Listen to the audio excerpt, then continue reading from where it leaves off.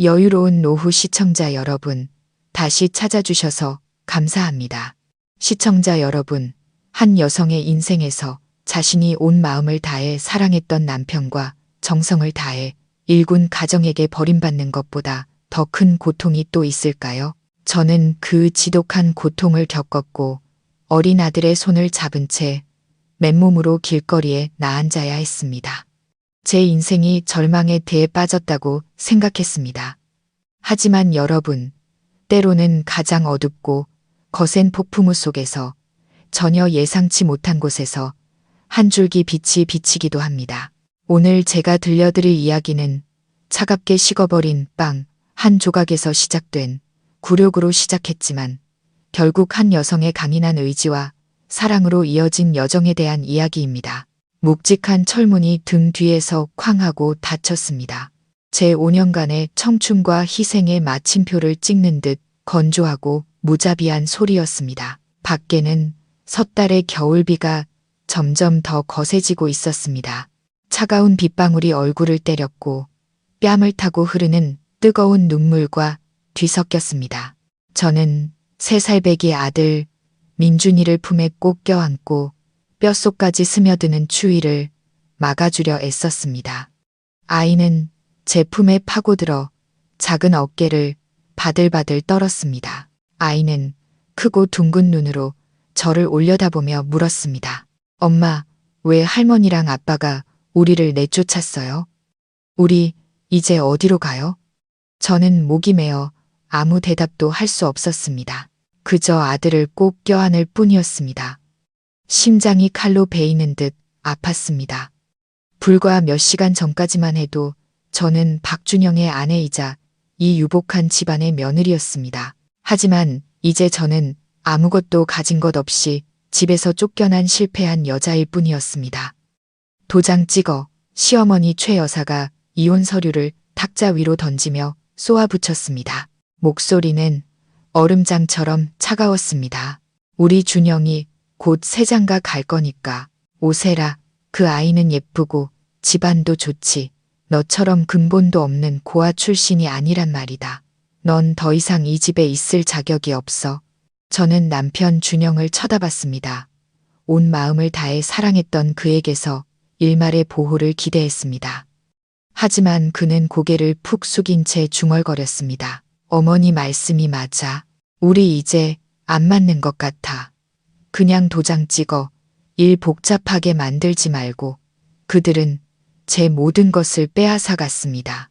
집, 차, 모든 재산이 준영의 이름으로 되어 있었고 그들은 저를 빈손으로 내쫓았습니다. 더 고통스러운 것은 아들 민준이의 양육권마저 빼앗으려 했다는 것입니다. 하지만 그것만큼은 제가 절대로 받아들일 수 없는 것이었습니다. 며칠간의 다툼 끝에 그들은 제가 당장 그들의 인생에서 사라지는 조건으로 아이를 키우게 해주는 은혜를 베풀었습니다. 그렇게 비바람이 몰아치던 어느 오후, 저와 아들은 우리가 살던 집에서 쫓겨났습니다. 끼익, 다시 한번 철문이 열리는 소리가 들렸습니다. 저는 깜짝 놀라 아들을 더욱 꽉 껴안고 한 걸음 뒤로 물러섰습니다. 그들이 또 나와서 우리 모자에게 모욕을 주려는 것이라 생각했습니다. 하지만 나온 사람은 시아버지셨습니다. 시아버지는 과묵하고 고된 삶의 흔적이 얼굴에 가득한 분이셨습니다. 제가 며느리로 지낸 5년 동안 시아버지는 집안에서 거의 발언권이 없었고 모든 일은 시어머니인 최 여사 혼자 결정했습니다. 시아버지는 저와 손자를 매우 아끼셨지만 성정이 유약하고 아내를 두려워해서 단 한 번도 공개적으로 우리 모자를 편들어 주지 못하셨습니다. 그저 조용히 지켜보시며 가끔 제 손에 쌈짓돈 몇 푼을 쥐어주시며 손자 우유값이라도 하라고 하실 뿐이었습니다. 빗속에서 떨고 있는 우리 모자를 보시자 이미 깊게 팬 시아버지의 얼굴 주름이 더욱 깊어졌습니다. 아버님은 제 얼굴을 차마 똑바로 쳐다보지 못하시고 무언가를 제 손에 황급히 쥐어주셨습니다. 그것은 딱딱하게 굳은 빵 한 덩이였습니다. 아마 아침 식사 때 남은 것이었겠지요. 아버님의 목소리는 바람 소리에 섞여 갈라져 있었습니다. 이거라도 먹어라. 내 손주 굶기지 말고. 그 말을 남기고 아버님은 아내와 아들에게 들킬세라 서둘러 안으로 들어가 문을 굳게 닫으셨습니다. 저는 딱딱한 빵을 손에 쥔 채 서 있었습니다. 마음속에서는 끝없는 굴욕감과 서러움이 차올랐습니다. 5년간 며느리로 살며 저는 잘 나가던 제 경력을 포기했고 제 모든 적금을 남편의 사업에 보댔으며 오직 이 가족만을 위해 헌신했습니다. 그런데 쫓겨나는 제 손에 쥐어진 것은 고작 먹다 남은 빵 한 조각, 동정심 가득한 시혜였습니다. 하지만 추위와 배고픔에 떨며 입술이 파래진 아들을 보자 저는 서둘러 눈물을 닦았습니다. 지금 제 자존심이 아들의 굶주림보다 중요할 리 없었습니다. 저는 아들의 손을 잡고 근처 문 닫은 가게 처마 밑으로 가비를 피했습니다. 민준아, 착하지. 이거라도 먹고 몸 좀 녹이자. 저는 자리에 앉아 아들을 품에 안고 제 몸으로 남아 찬바람을 막아주려 했습니다. 빵을 반으로 쪼개 더 큰 쪽을 아들에게 주려던 순간이었습니다. 하지만 여러분, 바로 그 순간 저는 온몸이 굳어버렸습니다. 빵은 속이 꽉 차 있지 않았습니다. 누군가 교묘하게 가운데를 파내었고 그 안에는 잼이나 버터가 아닌 낡은 신문지와 작은 비닐봉지에 꼼꼼하게 쌓인 차갑고 딱딱한 무언가가 들어 있었습니다. 심장이 ඈ는 것 같았습니다. 저는 떨리는 손으로 그것을 천천히 꺼냈습니다. 신문지 안에는 새집 열쇠 하나와 고무줄로 단단히 묶인 돈다발이 있었습니다. 저는 재빨리 돈다발을 주머니에 숨기고 조심스럽게 신문지를 펼쳤습니다. 그것은 수첩에서 급하게 찢어낸 종이 조각이었습니다. 그 위에는 시아버지의 익숙한 삐뚤빼뚤한 글씨가 적혀 있었습니다. XX동 125번지 7호, 그리로 가거라. 아무에게도 말하지 말고. 저는 차가운 처마 밑에 망연자실 앉아 있었습니다. 손에는 열쇠와 종이 조각이 들려 있었습니다. 밖에는 여전히 비가 내렸지만 제 마음속에서는 더 큰 폭풍이 일고 있었습니다. 이게 대체 어떻게 된 일일까? 시아버지께서 왜 이런 일을? 이 주소에 있는 집은 어디일까? 두려움과 혼란, 그리고 희미한 희망의 빗줄기가 제 마음속으로 파고들기 시작했습니다. 저는 손에 든 빵을 다시 보았습니다. 그것은 더 이상 굴욕의 상징이 아니었습니다. 그것은 우리 모자 앞에 갑자기 열린 비밀의 문이자 생명줄이었습니다. 그 문 뒤에 무엇이 있을지, 진정한 도움이 기다릴지, 또 다른 함정이 있을지 알 수 없었습니다. 하지만 이런 상황에서 제게 다른 선택지는 없었습니다. 저는 가야만 했습니다. 저 자신과 아들을 위해서라도 그 주소를 찾아가야만 했습니다. 만약 시청자 여러분께서도 지금의 저처럼 이 비밀의 열쇠 뒤에 무엇이 숨겨져 있는지, 그리고 빈손의 한 여성이 이 거대한 도시에서 어떻게 살아남을지 궁금하시다면 여유로운 노후 채널의 좋아요와 구독 버튼을 눌러주십시오. 여러분의 응원이 이 흥미진진한 이야기의 다음 편을 이어갈 가장 큰 힘이 됩니다.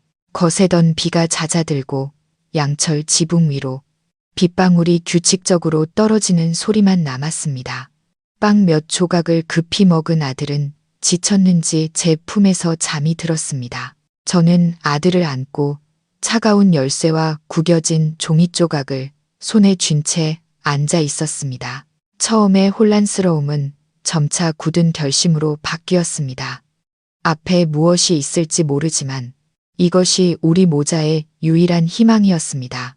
계속 여기 앉아 있을 수만은 없었습니다. 저는 조심스럽게 아들을 깨워 등에 업고 주머니에 남은 얼마 안 되는 동전으로 택시를 불렀습니다. 기사님, 이 주소로 가주세요. 저는 기사님께 종이 조각을 건넸습니다. 목소리는 울음 때문에 여전히 잠겨 있었습니다. 택시 기사님은 어린 아이를 업은 초라한 제 모습을 보고 안쓰러운 눈빛을 보냈지만 아무것도 묻지 않고 고개를 끄덕이며 출발했습니다. 차는 복잡한 도로를 빠져나가 제가 한때 집이라 불렀던 호화로운 주택가를 점점 멀리했습니다. 갈수록 풍경은 더 서민적이고 친근하게 변했습니다. 마침내 차는 조용한 작은 골목길 앞에 멈춰 섰습니다. 다 왔습니다. 저는 택시비를 내고 기사님께 감사 인사를 한 뒤 아들의 손을 잡고 골목 안으로 들어갔습니다. 그곳은 깨끗하고 안전해 보이는 막다른 골목이었습니다. 집들은 크지 않았지만 단정하게 지어져 있었고 푸른 나무들이 곳곳에 있었습니다. 저는 치료집을 찾았습니다. 골목 끝에 위치한 작은 단층 집이었고 작은 앞마당에는 정성스럽게 울타리가 쳐져 있고 흐드러지게 핀 담쟁이 덩굴이 있었습니다. 집은 따뜻한 느낌의 연노란색으로 칠해져 있어 그 차갑고 번쩍이던 빌라와는 전혀 다른 평온함이 느껴졌습니다. 저는 대문 앞에 서서 망설였습니다. 심장이 다시 쿵쾅거렸습니다. 혹시 뭔가 잘못된 것은 아닐까? 저는 떨리는 손으로 열쇠를 자물쇠에 넣었습니다. 찰칵. 작은 소리와 함께 자물쇠가 열렸습니다. 저는 조심스럽게 대문을 밀고 안으로 들어갔고 같은 열쇠로 현관문을 열었습니다. 나무 문이 열리자 깨끗하고 정돈된 공간이 눈앞에 펼쳐졌습니다. 안에 모든 것이 아주 새 것 같았습니다. 바닥의 타일은 반짝였고 벽은 새하얗게 칠해져 있었습니다. 가구는 많지 않았지만 가장 기본적인 것들은 모두 갖춰져 있었습니다. 작은 나무 식탁과 의자, 싱글 침대 하나, 옷장 하나, 그리고 가스레인지, 냄비, 그릇 등이 모두 갖춰진 작은 부엌까지 모든 것이 먼지 하나 없이 정갈하게 정돈되어 있었습니다. 마치 누군가 우리를 기다리며 모든 것을 준비해 둔 것 같았습니다. 집 중앙의 작은 나무 식탁 위에는 흰 봉투 하나가 놓여 있었습니다. 저는 이것이 모든 것에 대한 해답이라는 것을 직감했습니다. 저는 곤히 잠든 아들을 조심스럽게 침대에 눕히고 얇은 이불을 덮어준 뒤 떨리는 손으로 봉투를 집어들었습니다. 겉에는 아무것도 쓰여 있지 않았습니다. 저는 천천히 봉투를 열었습니다. 안에는 누렇게 변색된 학생용 공책 몇 장에 쓴 손편지가 들어 있었습니다. 삐뚤빼뚤하고 떨리는 필체, 틀림없는 시아버지의 글씨였습니다. 저는 의자에 앉아 깊은 숨을 들이마신 후 읽기 시작했습니다. 내 딸 민서에게 첫 줄부터 제 눈에서는 눈물이 터져 나왔습니다.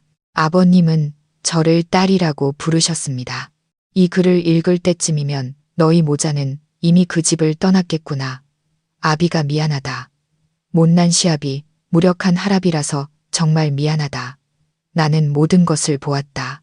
내가 속으로 삼키던 눈물도, 내가 짊어져야 했던 서름도 다 보았다. 마음이 갈기갈기 찢어지는 것 같았지만 나는 아무것도 할 수 없었다. 나는 무능하고 유약해서 평생을 내 시어머니의 그늘 아래서 살았다. 내 며느리와 내 손주를 지켜주지 못했다. 나는 아버지로서, 할아버지로서 자격이 없다. 나는 언젠가 이런 날이 오리라는 것을 알고 있었다. 그들의 탐욕과 이기심이 너희 모자를 길거리로 내몰 그날을 말이다. 나는 그들을 막을 수 없었기에 그저 조용히 너희 모자가 기댈 곳을 마련해 줄 수밖에 없었다. 이 집은 내가 평생 모은 퇴직금과 비상금을 전부 털어 몇 년 전에 몰래 사둔 것이다. 내가 직접 청소하고 하나하나 살림을 채워 넣었다. 혹시라도 불행한 일이 닥쳤을 때 너희 모자가 길바닥에 나앉지 않고 몸을 누일 곳이라도 있었으면 하는 마음에서였다. 빵 속에 넣어준 돈은 많지 않다. 고작 몇 달 정도 버틸 수 있는 돈일 게다. 미안하다. 아비가 해줄 수 있는 게 이것뿐이라서. 나는 네가 똑똑하고 강인한 아이니 절대 쓰러지지 않을 거라 믿는다. 너는 스스로 일어서서 우리 민준이를 훌륭하게 키워낼 것이다. 다만 한 가지만 부탁하마. 나를 원망하지 말고 내 손주를 절대로 굶기거나 고생시키지 않겠다고 약속해다오. 저는 책상에 얼굴을 묻고 편지를 부둥켜 안은 채 흐느껴 울었습니다. 굴욕과 서러움의 눈물은 이제 감동과 감사의 눈물로 바뀌었습니다. 그 차가운 집에서 늘 묵묵히 우리 모자를 걱정하고 보살펴 주신 분이 계셨던 것입니다. 제가 늘 유약하고 무력하다고 생각했던 그분이 평생을 모은 돈으로 제게 살기를 마련해 주신 것입니다. 아버님의 선물은 단순한 집이 아니라 말로 다 표현할 수 없는 크나큰 사랑과 진심이었습니다. 눈물이 마를 때까지 운 뒤 저는 얼굴을 닦고 편지의 마지막 부분을 계속 읽었습니다. 저는 이야기가 불행한 며느리를 향한 시아버지의 연민에서 끝날 것이라 생각했습니다. 하지만 아니었습니다. 그 모든 침묵 속 행동의 가장 깊은 이유, 가장 큰 비밀은 편지의 마지막 장에 있었습니다. 이 마지막 장의 글씨는 유난히 더 떨리고 감정에 젖어 있는 듯 했습니다. 민서야, 내가 수십 년간 마음속에 숨겨온 이야기가 하나 더 있단다. 이건 준영이도 모르는 일이다. 아마도 이것이 인연이고 하늘의 뜻인 것 같구나. 너는 왜 내가 처음 너를 만났을 때부터 특별한 감정을 느끼고 남몰래 너를 감싸주려 했는지 궁금해한 적이 있느냐? 저는 잠시 숨을 멈췄습니다. 그랬습니다. 저는 항상 시아버지가 저를 남다르게 대하신다고 느꼈습니다. 아내를 두려워하시면서도 저를 보는 눈빛에는 늘 기묘한 애정과 안타까움이 담겨 있었습니다. 네가 기억할지 모르겠다만 돌아가신 내 아버지 성함이 혹시 김민철이 아니더냐? 그 문장을 읽는 순간 제 심장이 옛는 것 같았습니다. 제 아버지의 성함은 김민철이 맞았습니다. 제가 겨우 10살 때 사고로 돌아가셨습니다. 시아버지께서 어떻게 아버지의 성함을 아시는 걸까? 만약 그분이 맞다면 편지는 계속되었습니다. 얘야, 너는 내 생명의 은인의 딸이다. 온몸이 떨렸습니다. 저는 한 글자도 놓치지 않으려는 듯 눈에 힘을 주어 읽어 내려갔습니다. 그러자 과거의 이야기, 제가 한 번도 들어본 적 없는 이야기가 아버님의 글씨를 통해 드러나기 시작했습니다. 아버님은 20여 년 전 강원도의 한 건설 현장에서 가난한 인부로 일하던 시절의 이야기를 하셨습니다. 어느 날 거대한 공사장 비계가 갑자기 무너져 내렸다고 합니다. 모두가 혼비백산하여 도망칠 때 이제 막 알게 된 동료였던 제 아버지 김민철 씨가 망설임 없이 뛰어들어 아버님을 위험 지역 밖으로 밀쳐냈습니다. 제 아버지는 아버님의 목숨을 구했지만 정작 자신은 큰 쇠파이프에 맞아 크게 다치셨습니다. 내 아버지는 몇 달 동안 병원에 입원해 계셨다. 아버님은 계속 쓰셨습니다. 당시 내가 가진 얼마 안 되는 돈을 전부 털어 병원비를 댔지만 부상이 너무 심해 후유증이 남았다. 그 사고 이후 내 아버지의 건강은 급격히 나빠져 더 이상 힘든 일을 할 수 없게 되었지. 나는 늘 죄책감과 후회 속에서 살았다. 나는 그분에게 목숨을 빚졌고 그분의 미래 전체를 빚졌다. 그 후 공사 현장이 해체되면서 각자 흩어졌고 그분과 연락이 끊기고 말았다. 그토록 찾아 헤맸지만 소용이 없었지. 그러다 5년 전 준영이가 너를 집에 데려왔을 때 너를 보자마자 옛 친구와 똑 닮은 내 눈과 미소를 보자마자 내 마음속에 어떤 예감이 스쳐 지나갔다. 그리고 내 아버지의 이름을 듣는 순간 나는 하늘이 내게 지난날의 은혜를 갚을 기회를 주셨다는 것을 알았다. 내가 이 사실을 아무에게도 말하지 않은 것은 내가 불편해할까봐, 내가 단지 감사한 마음 때문에 너를 며느리로 받아들였다고 생각할까봐 그랬다. 나는 진심으로 너를 내 친딸처럼 여겼다. 민서야, 지난날의 빚은 내가 평생을 갚아도 다 못 갚을 게다. 내 아버지는 나를 구하기 위해 자신의 건강을 희생하셨는데 나는 그분의 딸이 겪는 부당함과 서름 앞에서 무력하기만 했으니 나는 정말 쓸모없는 놈이다. 이 집과 이 작은 돈을 내가 너에게 조금이나마 보답하고 먼저 떠난 내 친구에게 빚의 일부라도 갚는 마음이라 여겨다오. 제발 거절하지 말고 받아주렴. 그래야 이 은혜 입은 놈의 마음이 조금이라도 편해질 것 같구나. 편지는 거기서 끝났습니다. 저는 의자에 못 박힌 듯 앉아 두 손으로 얼굴을 감쌌습니다. 제 세상이 다시 한번 뒤집혔습니다. 하지만 이번에는 비극적인 붕괴가 아니라 상상도 못할 만큼 깊은 은혜와 인연에 대한 깨달음이었습니다. 그런 것이었습니다. 아버님의 조용한 도움 뒤에는 이렇게 긴 이야기와 과거의 은혜가 얽혀 있었습니다. 아버님은 제가 며느리라서 아껴주신 것만이 아니었습니다. 자신을 위해 희생한 친구의 모습을 제 안에서 보셨기 때문이었습니다. 저는 울었습니다. 제 기억 속에 희미하게만 남아있는 아버지, 그분을 생각하며 울었습니다. 평생을 죄책감 속에서 은혜를 갚으려 애쓰신 시아버지를 생각하며 울었습니다. 그리고 기묘한 따뜻함을 느끼며 울었습니다. 온 세상이 제게 등을 돌렸을 때 저는 제가 결코 혼자가 아니라는 것을 알게 되었습니다. 하늘에서 저를 지켜보고 계실 아버지의 사랑과 정 많고 의리 깊은 시아버지의 조용한 보살핌이 있었습니다. 저는 침대에서 곤히 잠든 아들을 보았습니다. 저는 살아야 했습니다. 제 자신을 위해서뿐만 아니라 제 인생의 두 위대한 아버님의 희생에 부끄럽지 않기 위해서라도 정말 잘 살아야 했습니다. 시아버지의 편지는 제게 엄청난 정신적 버팀목이 되어주었습니다. 이 세상에 제가 결코 혼자가 아니라는 것을 깨닫게 해주었습니다. 하지만 정신적인 위안이 현실의 산더미 같은 어려움을 해결해 줄 수는 없었습니다.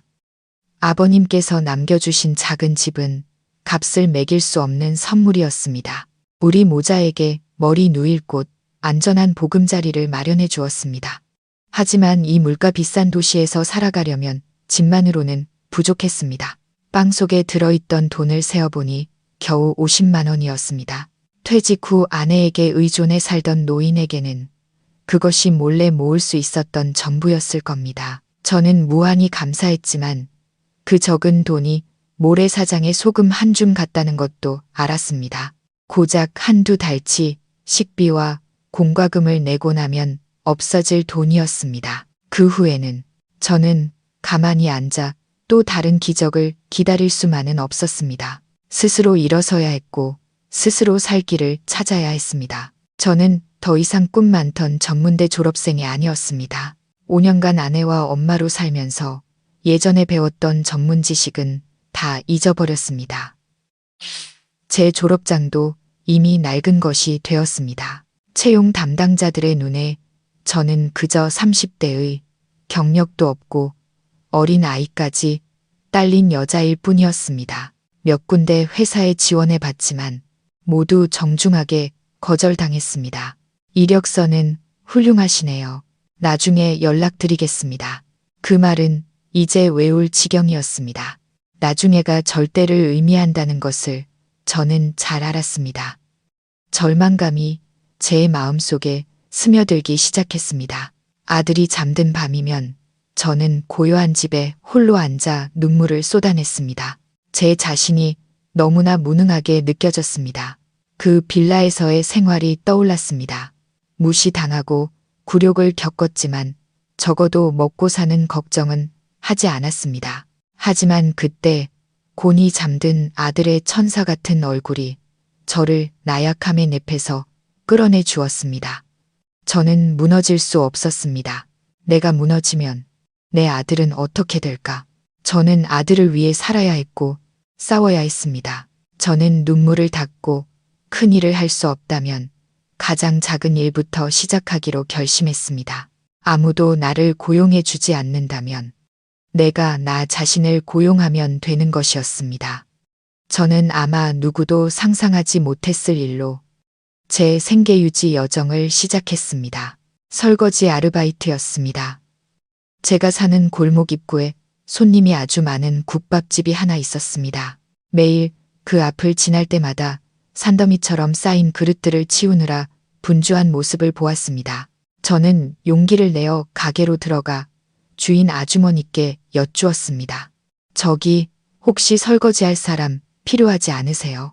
중년의 후덕한 인상의 주인 아주머니는 제 위아래를 훑어보며 조금 놀란 눈치였습니다. 아마 저처럼 아직 젊고 깔끔해 보이는 여자가 이렇게 힘들고 지저분한 일을 하겠다고 나설 줄은 몰랐을 겁니다. 하지만 아주머니는 이내 고개를 끄덕였습니다. 좋아요. 근데 엄청 힘들 텐데 월급도 얼마 안 되고 괜찮아요. 일만 할 수 있다면 정말 좋겠어요. 그렇게 매일 아들을 동네 어린이집에 데려다 준 후 저는 국밥집으로 향했습니다. 이른 아침부터 저녁 늦게까지 일에 파묻혀 살았습니다.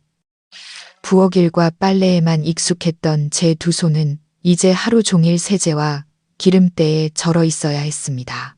처음에는 뜨겁고 음식 찌꺼기가 가득한 그릇들을 보면 헛구역질이 났습니다. 하지만 곧 익숙해졌습니다. 저는 불평 한마디 없이 묵묵히 열심히 일했습니다. 제 손은 금세 거칠어지고 굳은 살이 박였습니다. 밤이 되면 등은 끊어질 듯 아팠습니다. 하지만 하루 일과를 마치고 얼마 안 되는 일당을 받을 때면 말로 표현할 수 없는 기쁨을 느꼈습니다. 그것은 제 땀과 노동으로 번 깨끗한 돈이었습니다. 하지만 설거지 일만으로는 생활비를 감당하기에 턱없이 부족했습니다.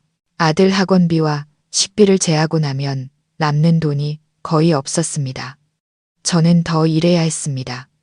저는 동네의 작은 봉제 공장을 찾아갔습니다. 밤에 집에서 할 수 있는 일감을 받아왔습니다.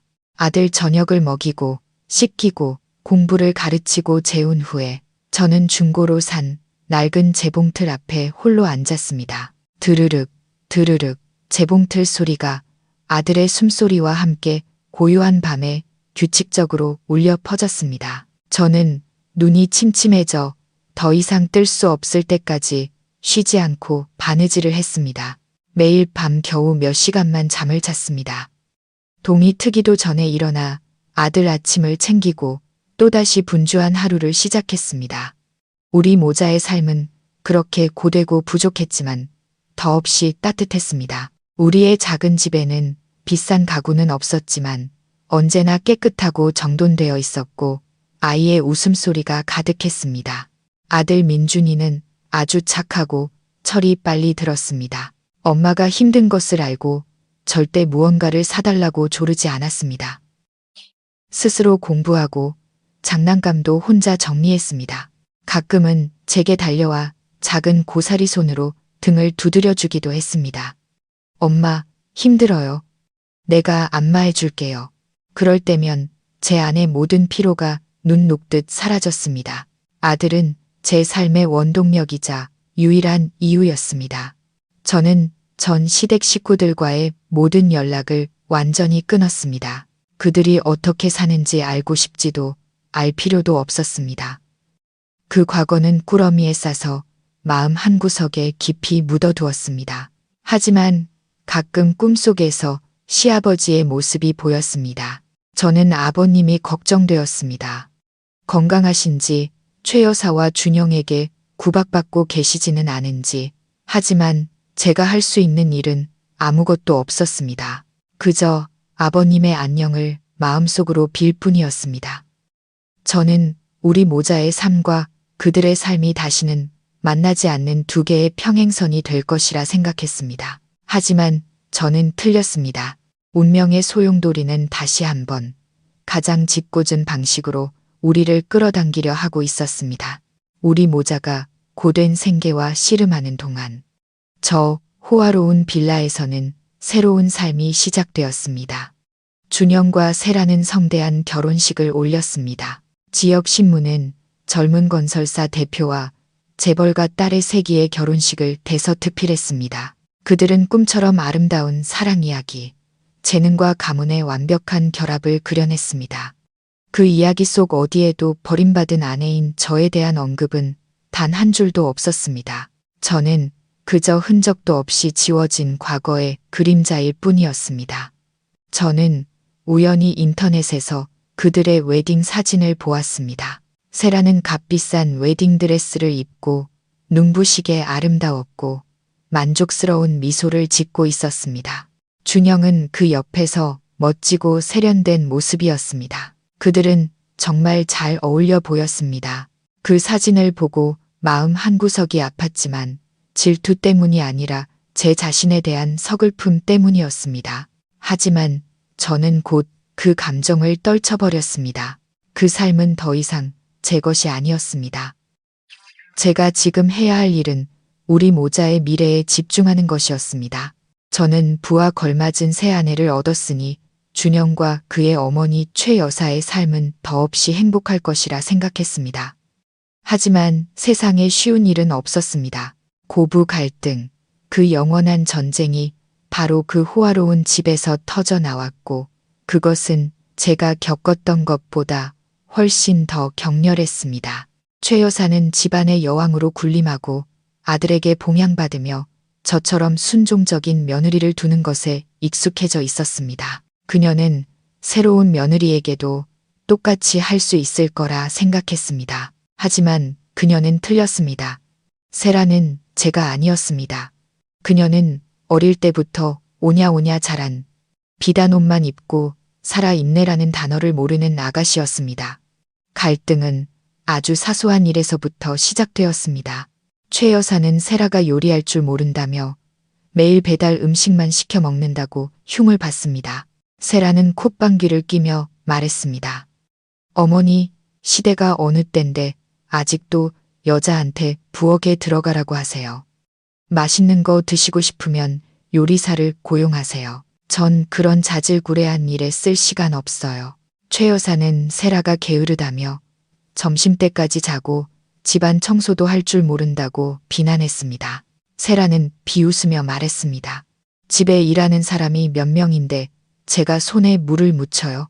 제 일은 예쁘게 꾸미고 즐기는 거지 가정부 노릇하는 게 아니라고요. 하지만 갈등의 정점은 돈 문제였습니다. 최 여사는 예전에 준영을 통제했던 것처럼 집안의 모든 재정을 관리하고 싶어 했습니다. 그녀는 준영에게 신용카드와 통장을 모두 자신에게 맡기라고 요구했습니다. 남자가 밖에 나가서 일하는데 돈을 많이 가지고 있으면 못된 버릇만 들어 그녀는 말했습니다. 하지만 세라는 격렬하게 반대했습니다. 그녀는 씀씀이가 해펐고 쇼핑 한 번에 수천만 원을 쓰는데 익숙했습니다. 그런 그녀가 명품 가방 하나, 새 옷 한 벌 살 때마다 시어머니에게 손을 벌려야 한다는 것을 어떻게 받아들일 수 있었을까요? 어머니, 무슨 이상한 소리를 하세요. 그녀는 최 여사의 얼굴에 대고 쏘아 붙였습니다. 남편이 번 돈인데 남편이 알아서 하는 거죠. 어머님은 이제 연세도 있으시니 편히 쉬세요. 저희 일에 너무 깊이 관여하지 마시고요. 너 지금 뭐라고 했어? 시어미한테 막말하는 거냐? 최 여사는 화가 머리끝까지 치밀었습니다. 내가 걔 엄마야. 이 집은 내 집이라고. 어머님 집이라고요. 세라는 차갑게 웃었습니다. 집 명의가 누구 이름으로 되어 있는지 한번 보세요. 박준영 씨. 제 남편 이름으로 되어 있잖아요. 전 그 사람의 법적인 아내고 이 집의 주인은 바로 저예요. 솔직히 말해서 어머님은 저희 집에 쉬어 사시는 거고요. 팩트 폭력의 최 여사는 할 말을 잃었습니다. 그녀는 집안에서 제멋대로 구는 것에 익숙했고 준영이 고분고분 말을 듣는 것에 익숙했습니다. 그토록 자랑스러워했던 문벌 좋은 며느리가 이렇게 만만치 않은 상대일 줄은 꿈에도 몰랐던 것입니다. 두 권력 있는 여자의 전쟁은 매일같이 벌어졌습니다. 그들은 아침부터 저녁까지 싸우고 서로를 비난했습니다. 호화로운 빌라는 단 하루도 조용할 날이 없었습니다. 준영은 그 사이에 끼어 골머리를 앓았습니다. 한쪽은 어머니, 다른 한쪽은 아내. 그는 어느 쪽의 비위도 거스를 수 없었습니다. 그가 화해시키려 애쓸수록 상황은 더욱 악화되었습니다. 최 여사는 며느리에게 권력을 빼앗긴 후 온갖 방법으로 시비를 걸었습니다. 그녀는 며느리의 흠을 잡고 트집을 잡고 심지어 친척과 친구들에게 세라에 대한 험담을 하고 다녔습니다. 세라도 만만치 않았습니다. 그녀는 준영의 돈으로 가사도우미를 매수하여 자신의 정보원으로 삼았고 시어머니의 일거수일투족을 감시했습니다. 그녀는 심지어 최 여사가 절대 가질 수 없는 비싼 물건들을 일부러 사들여 그녀의 속을 긁었습니다. 최 여사와 준영이 그토록 꿈꾸던 호화로운 삶은 끝없는 비극희극이 벌어지는 진짜 전쟁터가 되어버렸습니다. 저는 이런 이야기들을 예전 이웃들을 통해 전해 들었습니다. 이야기를 듣고 나니 통쾌하기보다는 씁쓸한 아이러니가 느껴졌습니다. 그들은 우리 모자를 무정하게 내쫓고는 더 끔찍한 업보를 집안으로 들인 셈이었습니다. 아마도 그것이 바로 인과응보일 것입니다. 전 시댁에 폭풍이 몰아치는 동안 우리 모자의 삶은 여전히 고되고 궁핍하게 조용히 흘러갔습니다. 매일 밤 들려오는 드르륵하는 재봉틀 소리는 아들의 자장가가 되었습니다. 노동이라곤 거의 해본 적 없던 제 가늘고 긴 손가락은 이제 굳은 살이 박이고 기름때와 바늘에 찔린 상처로 거칠어졌습니다.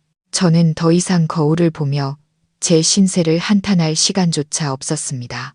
모든 정신과 힘을 단 하나의 목표에 쏟아부었습니다. 아들에게 영양가 있는 식사와 따뜻한 잠자리를 마련해 줄 돈을 버는 것. 하지만 삶은 여전히 제 인내심을 시험하려는 듯 했습니다. 어느 날 저녁, 제가 재봉틀 앞에 묵묵히 앉아 있을 때 아들 민준이가 갑자기 고열에 시달리기 시작했습니다. 아이의 몸은 불덩이 같았고 얼굴은 새빨갛게 달아올라 의식을 잃은 채 엄마를 불렀습니다. 저는 겁에 질려 아들을 황급히 품에 안았습니다. 제가 아는 모든 민간요법, 따뜻한 물수건으로 몸을 닦아주는 것부터 레몬 꿀물을 먹이는 것까지 다 해보았지만 아이의 열은 조금도 내리지 않았습니다. 병원에 데려가야 한다는 것을 알았습니다. 하지만 텅 빈 지갑, 내일 먹을 쌀과 반찬을 살 돈밖에 없는 제 처지를 생각하니 가슴이 미어졌습니다. 어떻게 해야 할까? 혼란과 절망 속에서 저는 문득 돌아가신 어머니의 낡은 유품들이 떠올랐습니다. 제가 고향에서 가져와 작은 나무 상자에 소중히 보관해둔 것들이었습니다. 어머니께서 외할머니의 유품이라며 남겨두신 작은 금귀걸이 한 쌍이 생각났습니다. 이제 그것을 써야 할 때가 온 것 같았습니다. 저는 떨리는 손으로 나무 상자를 열었습니다. 묵직하고 익숙한 낡은 향기가 코끝을 스쳤습니다. 낡은 한복과 흑백 가족 사진들 사이를 뒤졌습니다. 그리고 그 모든 것 아래에서 누렇게 바랜 비단, 손수건에 쌓인 귀걸이를 찾아냈습니다. 하지만 귀걸이 옆에는 제가 오랫동안 잊고 있었던 또 다른 물건이 있었습니다. 그것은 작은 수첩이었습니다. 표지는 낡았고 속지는 세월의 흐름에 따라 누렇게 변해 있었습니다. 호기심에 펼쳐보니 부드럽고 정갈한 어머니의 글씨체였습니다. 수첩에는 제 고향의 전통 과자와 정과를 만드는 비법들이 적혀 있었습니다. 어머니는 생전에 손재주가 아주 좋으신 분이셨습니다. 바느질과 수놓기뿐만 아니라 온 동네에 소문이 자자할 정도로 과자와 정과를 잘 만드셨습니다. 어린 시절의 기억이 생생하게 떠올랐습니다. 명절이 되면 우리 집 작은 부엌은 설탕과 생강, 과일의 달콤한 향기로 가득 찼습니다. 저는 부뚜막 옆에 앉아 큰 무쇠솥에서 하얀 정과를 접고 계시던 어머니의 모습을 기억합니다. 그리고 어머니의 생강 정과는 누구도 잊을 수 없는 맛이었습니다. 보통의 정과처럼 딱딱하지 않았습니다. 쫀득하고 향긋하며 단맛이 은은했습니다. 겉에는 서리처럼 얇은 설탕막이 덮여 있고 안에는 신선한 생강의 알싸하고 깊은 맛이 그대로 살아 있었습니다. 어머니가 정과를 만드실 때면 온 동네 사람들이 맛보러 몰려왔습니다. 모두가 입을 모아 칭찬했습니다. 어머니는 제게 비법은 좋은 재료를 고르는 법, 조리는 법, 그리고 특히 유자청과 정원에서 키운 몇 가지 약초로 만든 비밀 향료에 있다고 말씀하시곤 했습니다. 그 모든 비법이 이제 이 수첩 안에 고스란히 담겨 있었습니다. 저는 한 장 한 장 넘기며 어머니의 글씨를 읽었습니다. 정과, 약과, 다식, 강정, 익숙한 이름들이었습니다.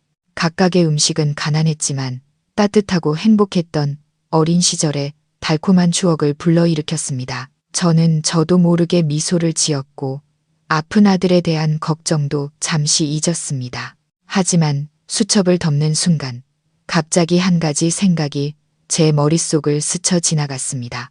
저 자신도 깜짝 놀랄 만큼 대담한 생각이었습니다. 왜 내가 이걸 만들어서 팔아볼 생각을 못했을까? 제게는 어머니의 비법과 전통 레시피가 있었습니다. 이런 전통 간식들은 도시에서 분명 특별하고 많은 사람들의 사랑을 받을 수 있을 것이었습니다. 이것은 단순한 음식이 아니었습니다. 이것은 이야기이자 고향의 맛, 추억의 향기였습니다. 그 생각은 제 온몸에 전율을 일으켰습니다. 희망의 불꽃, 제가 한 번도 생각해 보지 못했던 새로운 길을 밝혔습니다. 더 이상 설거지를 하거나 밤새 바느질을 할 필요가 없었습니다.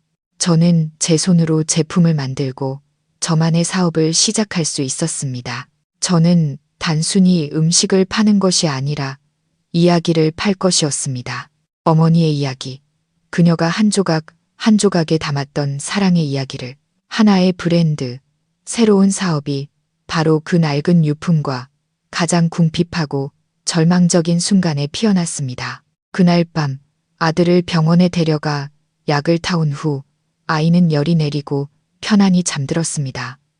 저는 잠들지 않았습니다. 저는 등불 아래 책상에 앉아 어머니의 레시피를 하나하나 정성스럽게 옮겨 적었습니다.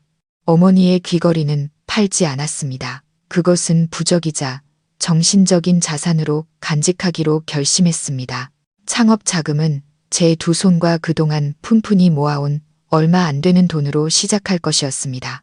빈손이었던 한 여성의 창업 여정은 그렇게 낡은 수첩 한 권과 어머니의 유산에 대한 굳건한 믿음에서 시작되었습니다.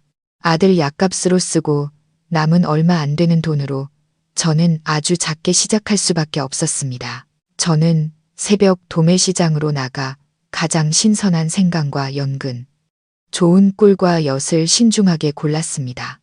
저는 온종일 작은 부엌에서 어머니가 수첩에 적어두신 단계를 하나하나 꼼꼼하게 따라하며 시간을 보냈습니다. 제 손으로 직접 생강을 다듬고 연근을 얇게 썰고 정과를 조리는 과정은 제게 기묘한 기쁨과 설렘을 안겨주었습니다. 마치 잊고 있던 제 자신의 일부, 잃어버렸던 기억의 한 조각을 되찾은 기분이었습니다. 첫 번째 생강 정과가 완성되었습니다. 어머니의 것만큼 완벽하지는 않았지만 그 맛은 여전했습니다.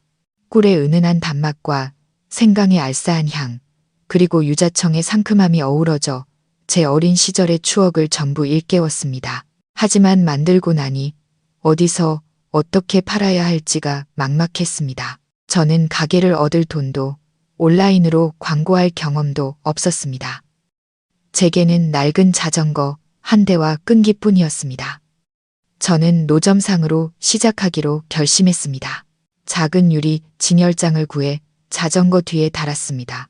그 위에는 손으로 정성껏 쓴 팻말을 걸었습니다. 엄마의 정성. 그 이름은 그날 밤 바로 떠올랐습니다. 제 이름과 어머니를 떠올리게 하는 이름으로 진실하고 친근한 브랜드를 만들고 싶었습니다. 첫날, 저는 정성껏 포장한 정과 상자들을 싣고 동네 시장으로 나갔습니다.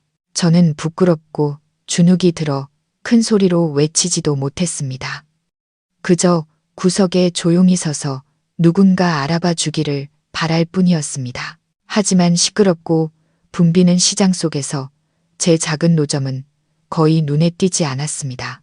오전 내내 겨우 몇 상자 팔았는데 대부분 저를 아는 이웃들이 응원차 사준 것이었습니다. 저는 집에 돌아오며 조금 낙담했지만 문 앞에서 저를 기다리는 아들을 보자 다시 한번 스스로에게 다짐했습니다. 포기하지 말자. 저는 전략을 바꾸기로 했습니다. 한 곳에 서서 기다리는 대신 더 적극적으로 다가가기로 했습니다. 작은 시식용 전과를 접시에 담아 사람들에게 맛보라고 권했습니다. 어머님, 아버님, 한번 맛보세요. 집에서 직접 만든 생강전과예요. 깨끗하게 만들었고 방부제도 전혀 안 들어갔어요. 처음에는 어색했던 제 목소리도 점점 더 자신감이 붙었습니다. 그리고 놀랍게도 맛이 모든 것을 말해 주었습니다. 한번 맛본 사람들은 주저없이 한두 상자씩 사갔습니다. 특별한 맛과 저의 진솔하고 소박한 태도가 점차 사람들의 마음을 사로잡았습니다. 저는 시장에서만 팔지 않았습니다. 점심시간에는 사무실 밀집 지역으로, 퇴근 시간에는 공단 앞으로 자전거를 몰고 갔습니다. 그곳들은 사람들이 많고 깨끗하고 맛있는 간식에 대한 수요가 큰 곳이었습니다. 일은 매우 고되었습니다. 매일 새벽 3, 4시에 일어나 재료를 준비해야 했습니다. 온종일 서울의 뜨거운 햇볕 아래서 자전거를 타고 돌아다녔습니다. 저녁에 돌아오면 아들을 챙기고 다음날 재료를 또 준비해야 했습니다. 장사가 안 되는 날에는 내일은 어떡하나 걱정하며 집으로 돌아와야 했습니다. 단속반에 걸리는 날에는 범죄자처럼 허둥지둥 물건을 챙겨 도망쳐야 했습니다. 하지만 저는 좌절하지 않았습니다. 손님들의 칭찬 한마디, 벌어들인 돈 한 푼 한 푼이 제게 큰 힘이 되었습니다. 아주머니 전과 정말 맛있네요. 가게에서 파는 것보다 훨씬 덜 달고 깊은 맛이 나요.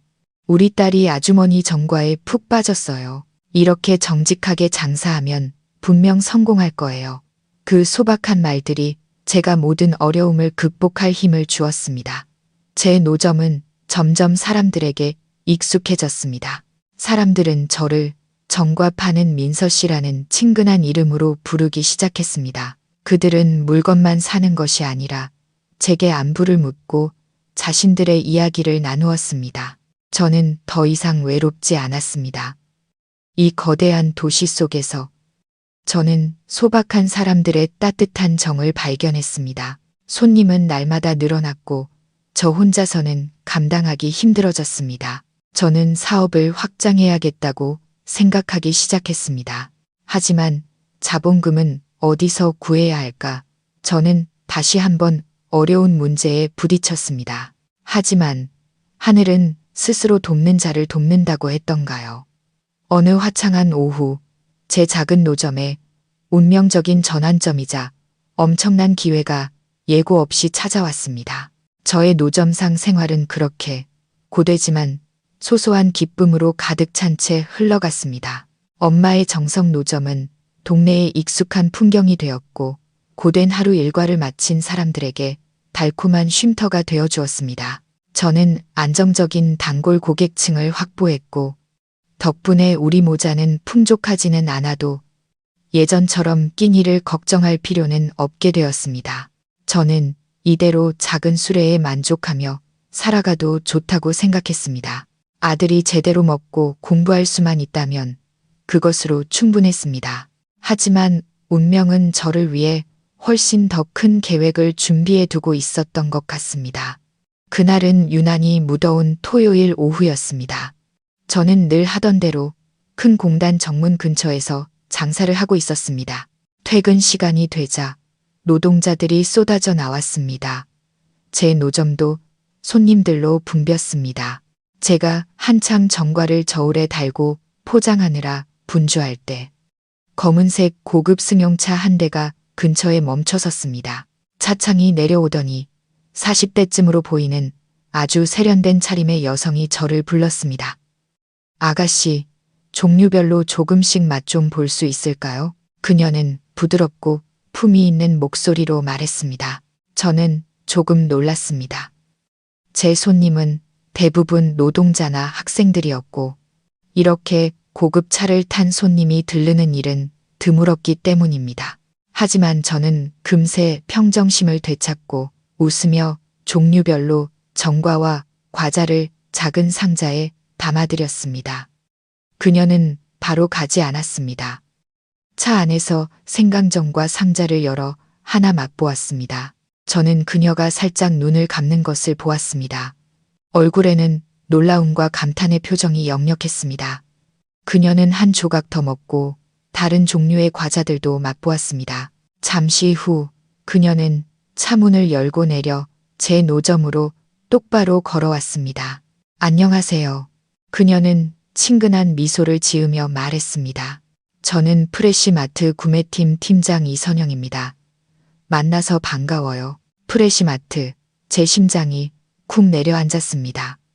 그곳은 전국에 수백 개의 지점을 둔 국내 최대의 대형마트 체인 중 하나였습니다. 네네. 안녕하세요. 저는 김민서라고 합니다. 저는 당황스러움을 감추지 못하고 더듬거리며 대답했습니다.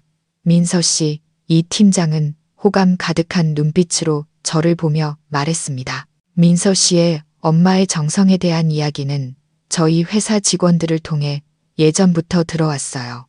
아주 특별하고 고유의 맛이 있다고들 하더군요. 오늘 우연히 이 근처를 지나다가 맛볼 기회가 생겼네요.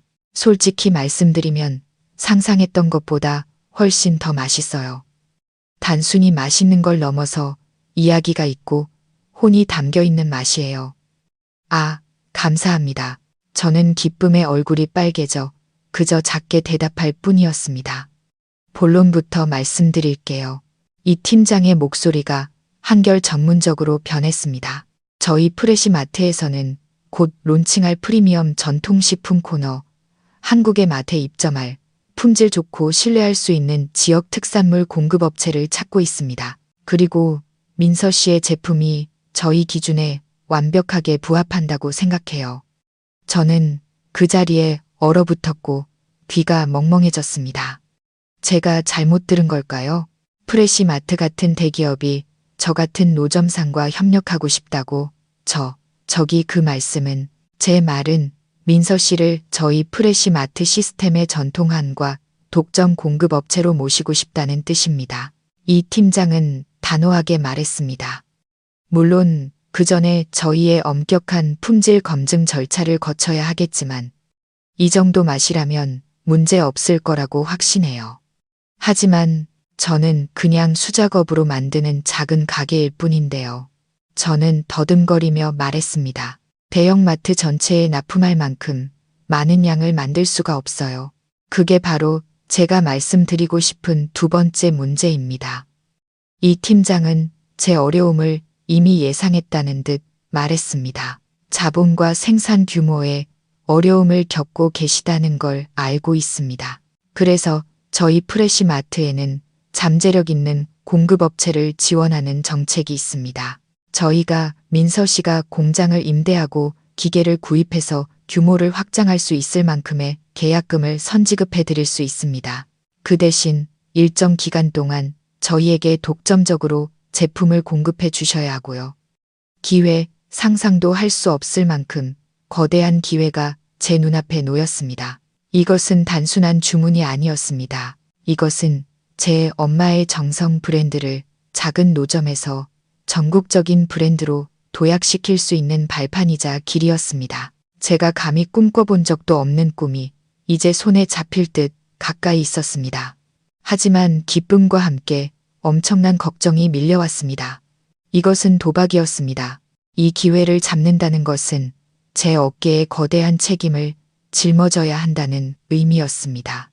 저는 생산 공장을 관리해야 하고 다른 사람들의 일자리를 책임져야 하며 프레시마트 같은 거대 파트너에게 품질과 납기를 보장해야 했습니다. 작은 실수 하나만으로도 저는 기회를 잃는 것은 물론 감당할 수 없는 빚더미에 앉을 수도 있었습니다. 저처럼 작은 장사만 해온 여자가 과연 이 중책을 감당할 수 있을까? 걱정되시는 마음 이해해요. 이 팀장은 제 생각을 읽었다는 듯 말했습니다. 큰 결정이죠. 강요하지는 않겠습니다. 충분히 생각해 보세요. 이건 제 명함이에요. 결정이 서면 전화 주세요. 그녀는 미소를 지으며 차로 돌아가 떠났습니다. 저는 제 인생 최대의 기회이자 시련과 함께 노점 옆에 멍하니 서 있을 뿐이었습니다. 그날 밤 저는 잠을 이루지 못했습니다. 저는 작은 부엌에 홀로 앉아 이 팀장의 고급스러운 명함을 바라보며 온갖 생각에 잠겼습니다.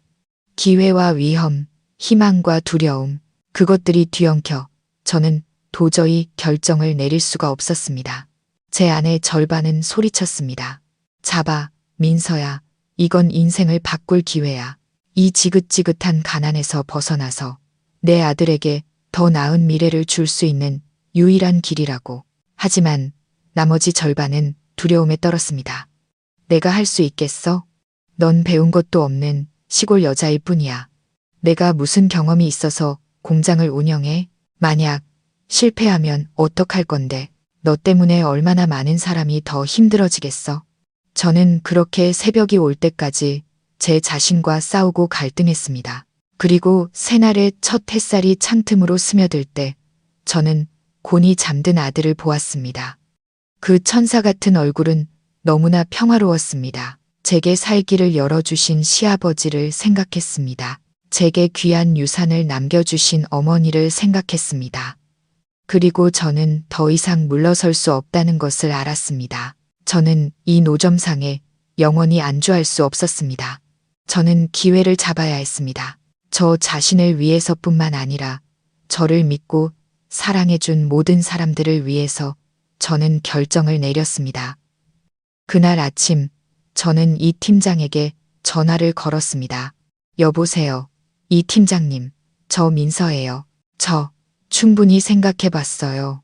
프레시마트와 함께 일하겠습니다. 전화기 저편에서 이 팀장의 안도하는 듯한 웃음소리가 들렸습니다. 잘 생각했어요, 민서 씨. 제가 실망하지 않을 줄 알았어요. 저희 프레시마트 가족이 되신 걸 환영합니다. 전화는 끊겼지만 가시밭길이지만 희망으로 가득 찬 새로운 여정이 공식적으로 시작되었습니다.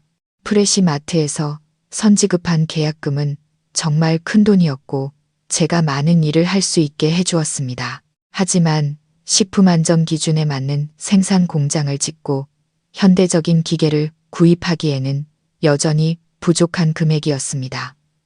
저는 자본이 더 필요했습니다. 저는 주저없이 이 작은 골목의 친구들, 마음씨 좋은 이웃들을 찾아갔습니다. 그들은 부자는 아니었지만 제가 성장해온 모든 과정을 지켜본 사람들이었습니다. 제가 비 오는 날 처음 수레를 끌고 나갔던 날부터 그들은 저의 노력과 끈기, 그리고 가장 중요하게는 저의 선량함을 보아왔습니다. 저는 그들에게 제 계획과 프레시마트와의 협력 기회, 그리고 제가 겪고 있는 어려움에 대해 설명했습니다. 민서 씨, 걱정 말고 한번 해봐요. 골목 입구 슈퍼마켓 사장님이 가장 먼저 말했습니다. 내 돈이 많지는 않지만 난 민서 씨를 믿어요. 이자 없이 500만 원 빌려줄게요. 나도 마찬가지야. 택시 기사인 삼촌도 거들었습니다. 내 노후 자금 몇백만 원 있는데 그것도 빌려줄게. 미래의 사장님한테 투자한다고 생각하지. 뭐. 그렇게 각자 조금씩 어떤 사람은 몇백만 원, 어떤 사람은 몇십만 원을 모아주었습니다. 그들은 제게 돈뿐만 아니라 온전한 믿음을 건네주었습니다. 저는 사람들의 정이 듬뿍 담긴 그 돈을 손에 쥐고 눈물을 글썽였습니다. 저는 이 믿음을 절대로 배신하지 않겠다고 마음속으로 맹세했습니다. 자본이 마련되자 저는 즉시 일에 착수했습니다. 저는 도시 외곽에 버려진 낡은 공장을 임대했습니다. 고향에서 올라온 몇몇 친척들과 함께 직접 공장을 수리하고 페인트 칠을 하고 전기와 수도 시설을 다시 설치했습니다. 저는 중고기계 시장을 돌아다니며 가장 합리적인 가격에 필요한 장비들을 구입했습니다. 그리고 가장 중요한 인력 문제. 저는 숙련된 기술자를 찾지 않았습니다. 저는 제가 살던 작은 골목으로 돌아갔습니다. 저는 예전에 저처럼 어려운 환경에 처한 여성들, 싱글맘들을 찾아갔습니다. 언니들, 제가 곧 정과 공장을 열어요. 그렇게 힘든 일은 아닐 거예요. 월급도 제때 드리고 4대 보험도 다 가입해 드릴게요. 저랑 같이 일해 보시겠어요? 제 제안에 그들은 눈물을 글썽이며 주저없이 고개를 끄덕였습니다. 그들은 일자리 때문에 온 것만이 아니었습니다. 그들은 제게서 동질감과 희망을 보았던 것입니다. 저의 엄마의 정성 생산 공장은 그렇게 요란한 개업식 없이 같은 처지에 있는 사람들이 함께 일어서려는 의지로 뭉쳐 시작되었습니다. 우리는 가족이었습니다. 저는 그들에게 정과 만드는 법뿐만 아니라 제 삶의 경험을 나누고 어려움을 극복하도록 격려했습니다. 우리 공장은 언제나 이야기와 웃음소리로 가득 찼습니다. 대량 생산 체제로 만들어진 첫 정과들은 여전히 수제의 맛을 그대로 간직했고 어머니의 비법을 엄격하게 지켰습니다. 첫 제품들이 상자에 담겨 엄마의 정성 라벨이 붙고 프레시마트에 대형 트럭이 와서 싣고 가던 날 우리 모두는 서로를 부둥켜 안고 울었습니다. 그것은 행복과 자부심의 눈물이었습니다. 노점상에서 이제 우리는 생산 공장을 갖게 되었습니다. 빈손으로 쫓겨났던 한 여성에서 이제 저는 다른 많은 여성들에게 일자리와 희망을 주는 사장이 되었습니다. 어려움 속에서 일어선 저의 여정은 새로운 장을 맞이했습니다. 프레시마트와의 협력은 엄마의 정성 브랜드를 작은 골목의 유명 인사에서 전국구로 도약시키는 황금 발판이 되었습니다. 한국의 막코너 진열대에 놓인 저희 첫 제품은 작은 돌풍을 일으켰습니다. 단아하고 소박하게 디자인된 포장과 각 제품에 인쇄된 어머니와 비법에 대한 감동적인 이야기는 즉시 소비자들의 주목을 끌었습니다. 하지만 그들의 발길을 붙잡은 것은 바로 품질이었습니다. 공장제 제품과 화학 첨가물이 가득한 시장에서 엄마의 정성이 가진 자연스럽고 은은한 단맛과 쫀득한 식감은 신선한 바람과 같았습니다. 사람들은 맛을 보며 진정성을 느꼈고 만드는 사람의 정성을 느꼈습니다. 민서 씨 정과를 먹으니 어린 시절로 돌아간 것 같아요. 옛날에 어머니가 해주시던 그 맛이 생각나네요. 한 고객이 마트 웹사이트에 이런 후기를 남겼습니다. 긍정적인 반응은 입소문을 타고 퍼져나갔습니다. 저희 매출은 저와 프레시마트 경영진의 기대를 훨씬 뛰어넘어 폭발적으로 증가했습니다. 제게 첫 기회를 주었던 이 팀장님은 기쁨에 찬 목소리로 제게 전화를 걸었습니다. 민서 씨, 정말 대단해요. 민서 씨 제품이 지금 우리 시스템에서 가장 잘 팔리는 상품 중 하나예요. 제가 그럴 줄 알았어요. 사람 제대로 봤다니까요. 초반의 성공은 제게 엄청난 원동력이 되었습니다. 저는 승리에 안주하지 않았습니다. 멀리 가기 위해서는 끊임없이 노력하고 개선해야 한다는 것을 알았습니다. 저는 벌어들인 수익을 공장 확장, 기계 설비 업그레이드, 그리고 특히 신제품 연구 개발에 재투자했습니다. 어머니의 수첩에는 정과 레시피만 있는 것이 아니었습니다. 그것은 고향의 음식 문화가 담긴 보물창고였습니다. 저는 저와 마찬가지로 손재주 좋고 살림 잘하는 직원 언니들과 함께 다른 전통 과자들을 만들기 시작했습니다.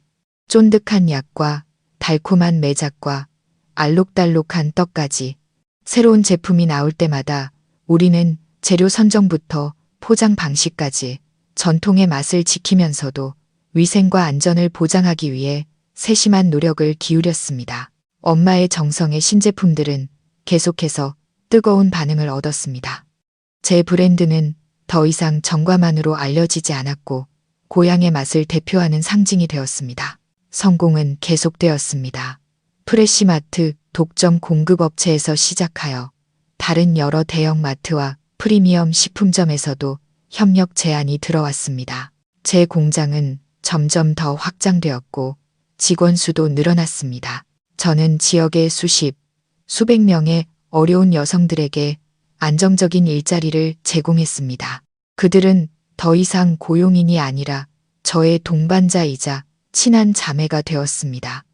우리는 함께 일하고 삶의 기쁨과 슬픔을 나누었습니다. 엄마의 정성 공장은 많은 불행한 이들에게 기댈 수 있는 공동의 집이 되었습니다.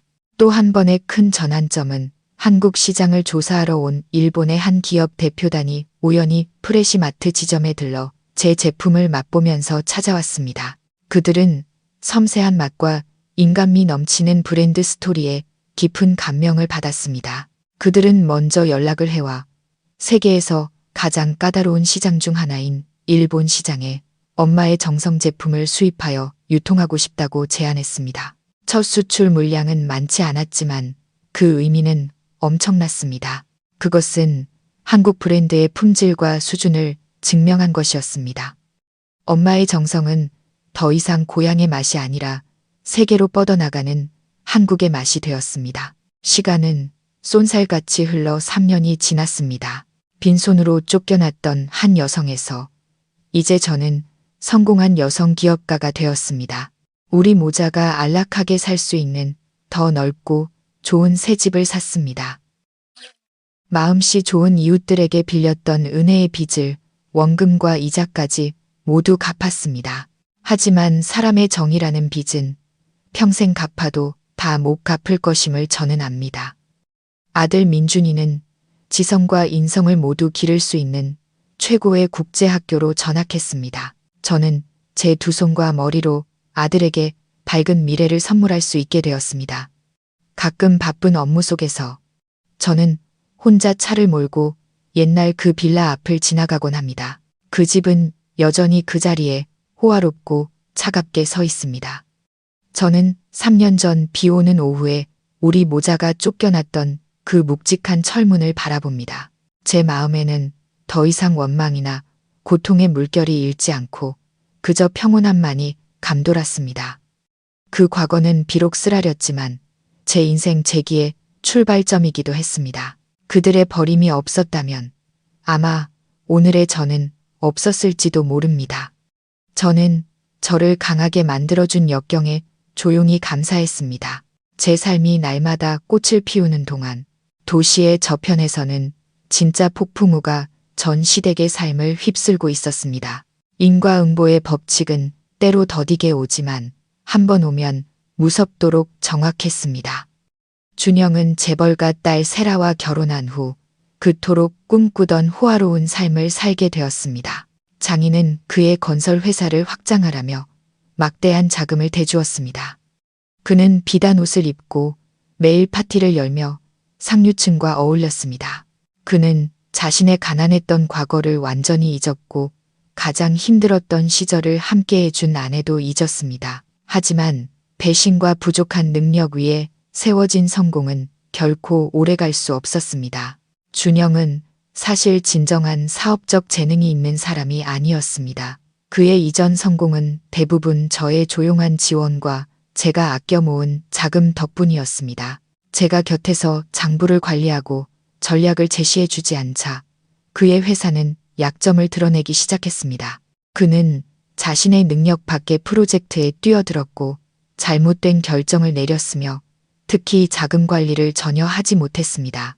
그의 아내 세라는 돈 벌 줄은 모르고 쓸 줄만 아는 아가씨였습니다. 그녀는 남편의 회사를 무한한 금광처럼 여겼고 명품과 호화로운 여행에 돈을 물쓰듯 썼습니다. 장인이 대준 자본금은 금세 바닥났고 프로젝트는 중단되었으며 빚이 쌓이기 시작했습니다. 준영은 더 이상 화려한 겉모습을 유지할 수 없었습니다.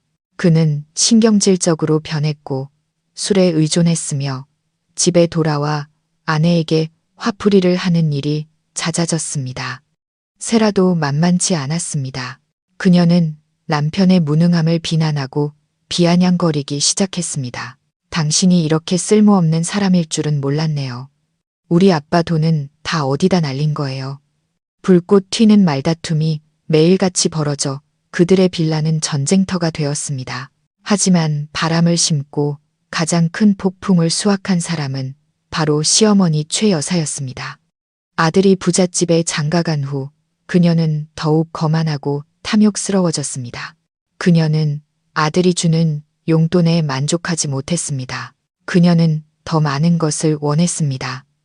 남들에게 뽐낼 수 있는 자신만의 사업을 갖고 싶어 했습니다. 평생 모은 돈에다 옛날 집을 판 돈까지 보태 그녀는 친구들의 꾀임에 넘어가 금융투자에 뛰어들었습니다. 하지만 무지와 끝없는 탐욕으로 그녀는 다단계 사기 조직의 덫에 쉽게 걸려들었습니다. 그들은 엄청난 수익률을 약속하며 그녀에게 일확천금의 환상을 심어주었습니다. 그녀는 눈이 멀어 가진 돈을 전부 쏟아부었고 심지어 친척과 이웃들에게 돈을 빌려서까지 투자했습니다. 그리고 어느 날 그 조직은 무너졌습니다. 사기꾼들은 모든 돈을 가지고 사라졌습니다. 최 여사는 모든 것을 잃었습니다. 모아둔 돈뿐만 아니라 거대한 빚까지 떠안게 되었습니다. 그녀는 완전히 무너졌습니다. 화려하고 거만했던 여성에서 매일같이 빚쟁이들에게 욕설을 듣는 신세가 되었습니다. 그녀는 아들에게 달려가 도움을 청했습니다. 하지만 그때 준영 역시 위태로운 상황이었기에 어머니를 도울 돈이 없었습니다. 어머니가 자초한 일이니 어머니가 알아서 하세요. 그는 어머니에게 그렇게 소리쳤습니다. 저도 지금 제 한 몸 건사하기 힘들다고요. 돈의 압박 앞에서 신성한 모자 관계도 금이 가기 시작했습니다. 최 여사는 절망 속에서 새 며느리 집까지 찾아가 애원했습니다. 하지만 세라는 비웃을 뿐이었습니다. 어머니 일은 저랑 상관없어요. 다시는 여기 와서 구걸하지 마세요. 귀찮으니까. 아들에게 버림받고 며느리에게 멸시당한 최 여사는 벼랑 끝으로 내몰렸습니다. 그녀는 거리를 헤매며 횡설수설하기 시작했고 그 모습은 미친 사람과 다를 바 없었습니다. 거만하고 기세등등하던 최 여사의 모습은 이제 자신의 탐욕에 의해 파멸한 초라하고 불쌍한 늙은이일 뿐이었습니다. 폭풍은 아직 끝나지 않았습니다. 준영의 회사는 결국 버티지 못하고 그는 파산을 선언해야 했습니다. 은행은 빌라를 압류했습니다. 배가 완전히 침몰하는 것을 본 세라는 망설임 없이 이혼 서류를 제출했습니다. 그녀는 이혼만 한 것이 아니라 자기 집안의 인맥을 동원해 남은 재산을 전부 가져가 버렸고 준영을 빈손으로 길거리에 나앉게 만들었습니다. 정확히 그가 예전에 재개했던 방식 그대로 이보다 더 짓궂은 인과응보는 없을 것입니다. 배신 위에 세워진 3년간의 부귀영화 끝에 그들의 가족은 완전히 풍비박산나고 거대한 빚과 씻을 수 없는 치욕과 함께 다시 원점으로 돌아왔습니다. 종이에 싼 송곳은 언젠가 튀어나오기 마련입니다. 준영의 무능함과 세라의 끝없는 사치는 결국 대가를 치르게 되었습니다. 안에서부터 썩어가던 건설 회사는 시장의 파도를 견뎌낼 수 없었습니다. 프로젝트는 중단되고 직원들 임금 체불, 자재 대금 미납은 눈덩이처럼 불어났습니다. 수없이 자금을 대주었지만 단 한 푼의 이익도 보지 못한 준영의 장인은 마침내 인내심을 잃었습니다. 그는 모든 지원을 끊겠다고 선언하며 재능 있는 사위가 알아서 살든 죽든 내버려 두었습니다.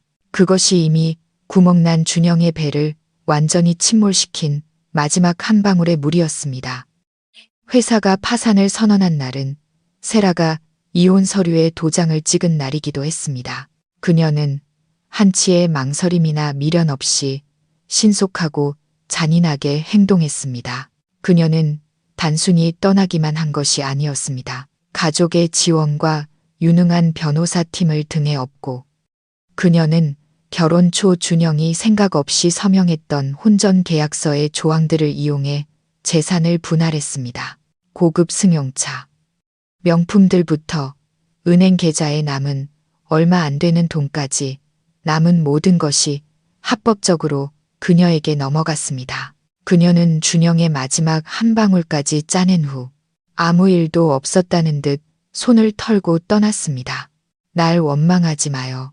그녀는 마지막 만남에서 준영에게 그렇게 말했습니다. 당신이 무능해서 가진 걸 지키지 못한 탓이죠. 난 여자예요. 짐 덩어리가 아니라 든든한 버팀목이 필요하다고요. 행운을 빌어요. 그녀의 말은 차갑고 현실적이어서 이미 산산조각 난 준영의 심장에 마지막으로 꽂히는 비수 같았습니다. 그는 모든 것을 잃었습니다. 사업, 돈, 가족, 그리고 그녀를 위해 처자식을 버리게 만들었던 여자까지. 그는 자신이 놓은 덫에 자신이 된통 물린 셈이었습니다. 하지만 비극은 거기서 끝나지 않았습니다. 사기로 모든 것을 잃은 최 여사는 진짜 빚쟁이가 되었습니다. 그녀에게 돈을 빌려줬던 이웃과 친척들이 집으로 빚을 받으러 오기 시작했습니다. 그들은 더 이상 예전의 부자 사모님을 대접해주지 않았습니다. 그들은 욕하고 위협하고 동네 전체를 시끄럽게 만들었습니다. 그녀는 두려움과 치욕 속에서 살아야 했습니다. 그녀는 아들에게 도움을 청했지만 그때 준영 역시 완전히 망한 상태였습니다. 어머니, 이제 저 좀 그만 찾으세요. 그는 어머니에게 소리쳤습니다. 다 어머니 때문이에요. 어머니의 그 끝없는 욕심 때문에 제가 이 꼴이 된 거라고요. 어머니가 만든 결과는 어머니가 알아서 해결하세요. 극한의 궁핍 앞에서 신성한 모정은 서로에 대한 원망과 책임 전가로 변질되었습니다. 결국 다른 방법이 없었던 그들은 최 여사가 그토록 자랑스러워하던 그 번화가의 집을 팔아 빚을 갚아야 했습니다. 집을 판 돈은 최 여사의 빚과 준영의 회사 빚을 갚고 나니 거의 남는 것이 없었습니다. 빌라에 살며 고급차를 몰던 그들은 이제 한 푼도 없는 진짜 빈털터리가 되었습니다. 그들은 가난한 노동자들이 사는 동네에 작고 허름한 단칸방을 얻어 이사해야 했습니다. 그 방은 겨우 10제곱미터 남짓한 눅눅하고 냄새나는 공간이었습니다. 그것은 한때 우리 모자를 무정하게 길거리로 내몰았던 자들에게 내려진 이보다 더 짓궂을 수 없는 형벌이자 인과응보였습니다. 잘 나가던 사장님이었던 준영은 이제 생계를 위해 건설 현장에서 막노동을 해야 했습니다. 힘든 육체 노동과 땡볕은 그의 세련된 외모를 금세 망가뜨렸습니다. 그는 바싹 마르고 새까맣게 탔으며 10년은 더 늙어 보였습니다. 그는 술에 빠져 살았고 매일 밤 취해서 욕설을 내뱉으며 신세를 한탄했습니다. 최 여사의 처지도 나을 바 없었습니다. 그녀는 생활비를 벌기 위해 식당에서 허드렛 일을 하고 설거지를 해야 했습니다. 남에게 명령만 하던 여자가 이제는 주인의 눈치를 보며 허리를 굽혀야 했습니다. 갑작스러운 삶의 변화는 그녀의 체력과 정신을 모두 앗아갔습니다. 그녀는 말이 없어지고 우울해졌으며 눈에는 늘 분노와 씁쓸함이 담겨 있었습니다. 한때 화려함의 정점에 섰던 그들의 가족은 이제 완전히 풍비박산나 비참함과 치욕의 밑바닥에 빠져 있었습니다. 각자는 배신과 끝없는 탐욕이 부른 혹독한 대가를 톡톡히 치르고 있었습니다. 시간은 흘러 전 시댁이 몰락한 지 거의 1년이 지났습니다. 제 사업은 나날이 번창했습니다. 엄마의 정성 공장은 더 현대적인 설비로 확장되었고 직원 수도 점점 늘어났습니다. 저희는 국내 시장뿐만 아니라 주변 아시아 국가로도 대량 수출을 시작했습니다. 저는 더 이상 노점에서 장사하던 민서가 아니었습니다. 저는 많은 사람들에게 존경받는 여성 기업가, 진짜 사장이 되었습니다. 하지만 아무리 바빠도 저는 일주일에 몇 번씩은 공장에 들러 직원 언니들과 이야기를 나누고 그들의 이야기를 듣는 습관을 버리지 않았습니다. 제게 그들은 직원이 아니라 가족이었습니다. 그리고 어느 날 오후 제가 전혀 예상치 못했던 재회가 이루어졌습니다. 그날 저희 공장에서는 큰 주문량을 맞추기 위해 임시직 직원을 몇 명 더 뽑아야 했습니다. 저는 인사팀장과 함께 새로 지원한 몇 명을 면접 보고 있었습니다.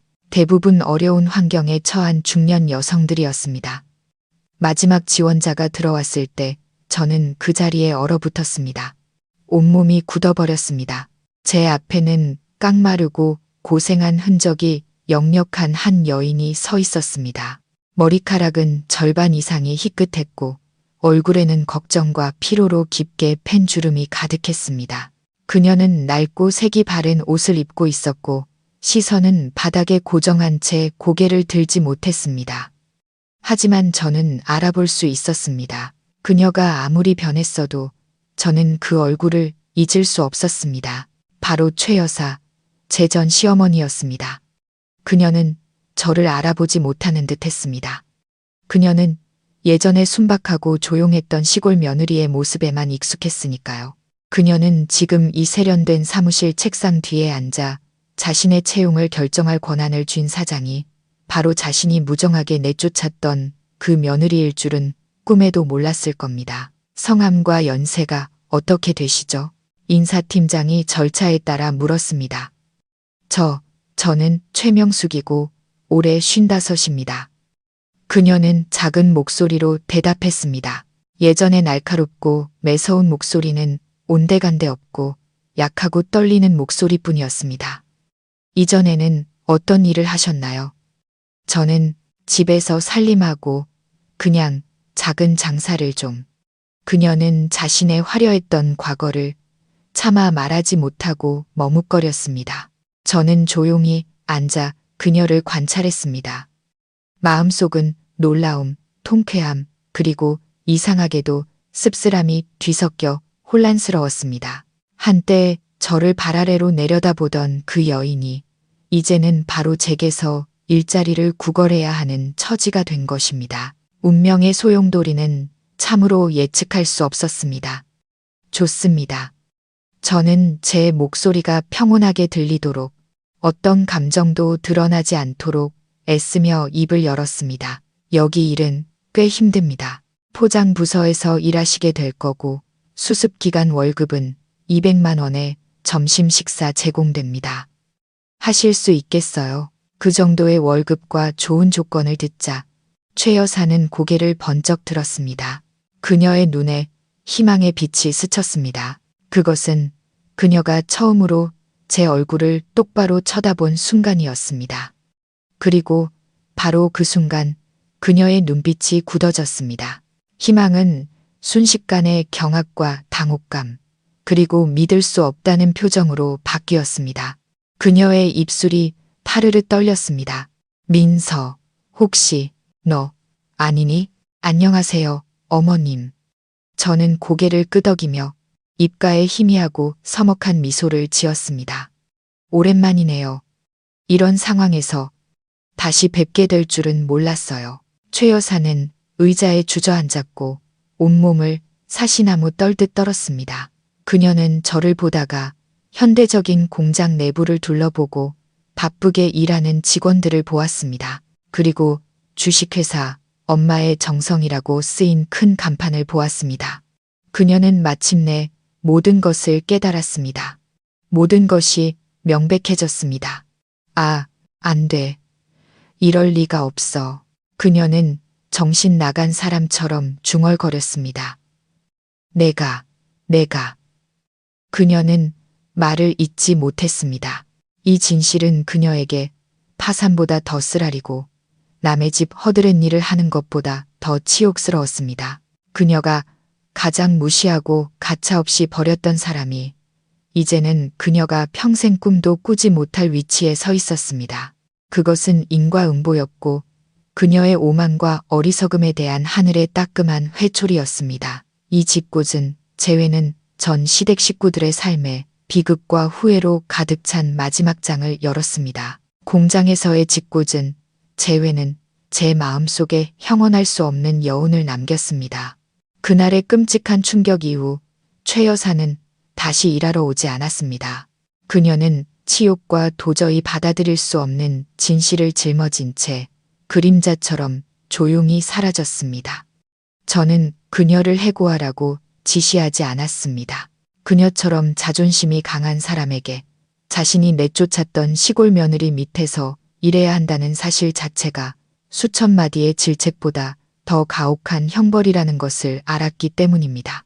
저는 제 삶과 그들의 삶이 더 이상 어떤 교차점도 없을 것이라 생각했습니다. 저는 계속해서 제 사업을 키워나갈 것이고 그들은 자신들이 저지른 일의 결과를 스스로 감당해야 할 것이라고. 하지만 저와 그 가족을 잇는 마지막 가느다란 인연의 끈은 아직 완전히 끊어지지 않은 듯 했습니다. 그 끈의 이름은 제가 존경했던 시아버지 박진우 씨였습니다. 최 여사와의 운명적인 만남이 있고 몇 주 후 제가 회사의 연말 계획으로 분주할 때 저는 갑자기 낯선 번호로 걸려온 전화를 받았습니다. 저는 사업 파트너 중 하나일 것이라 생각하고 서둘러 전화를 받았습니다. 여보세요. 누구시죠? 하지만 전화기 저편에서 들려온 목소리는 저를 얼어붙게 만들었습니다. 민서야, 나야, 준영이야. 그의 목소리에는 예전의 자신감 넘치고 가부장적인 모습은 온데간데 없었습니다. 목소리는 쉬고 지쳐 있었으며 깊은 슬픔이 배어 있었습니다. 저는 아무 말도 할 수 없었습니다. 심장이 쿵 내려앉았습니다. 남은 감정 때문이 아니라 불길한 예감 때문이었습니다. 민서야. 그는 애원하는 듯한 목소리로 말을 이었습니다. 제가 그에게서 한 번도 들어본 적 없는 목소리였습니다. 나 너한테 전화할 자격 없는 거 알아. 하지만 정말 급한 일이 생겼어. 아버지가 이제 얼마 못 버티실 것 같아. 아버님이요. 제 귀가 멍멍해졌습니다. 아버님께서 왜요? 안 말기래. 민서야. 그는 전화기 너머로 흐느꼈습니다. 의사가 며칠 남지 않으셨대.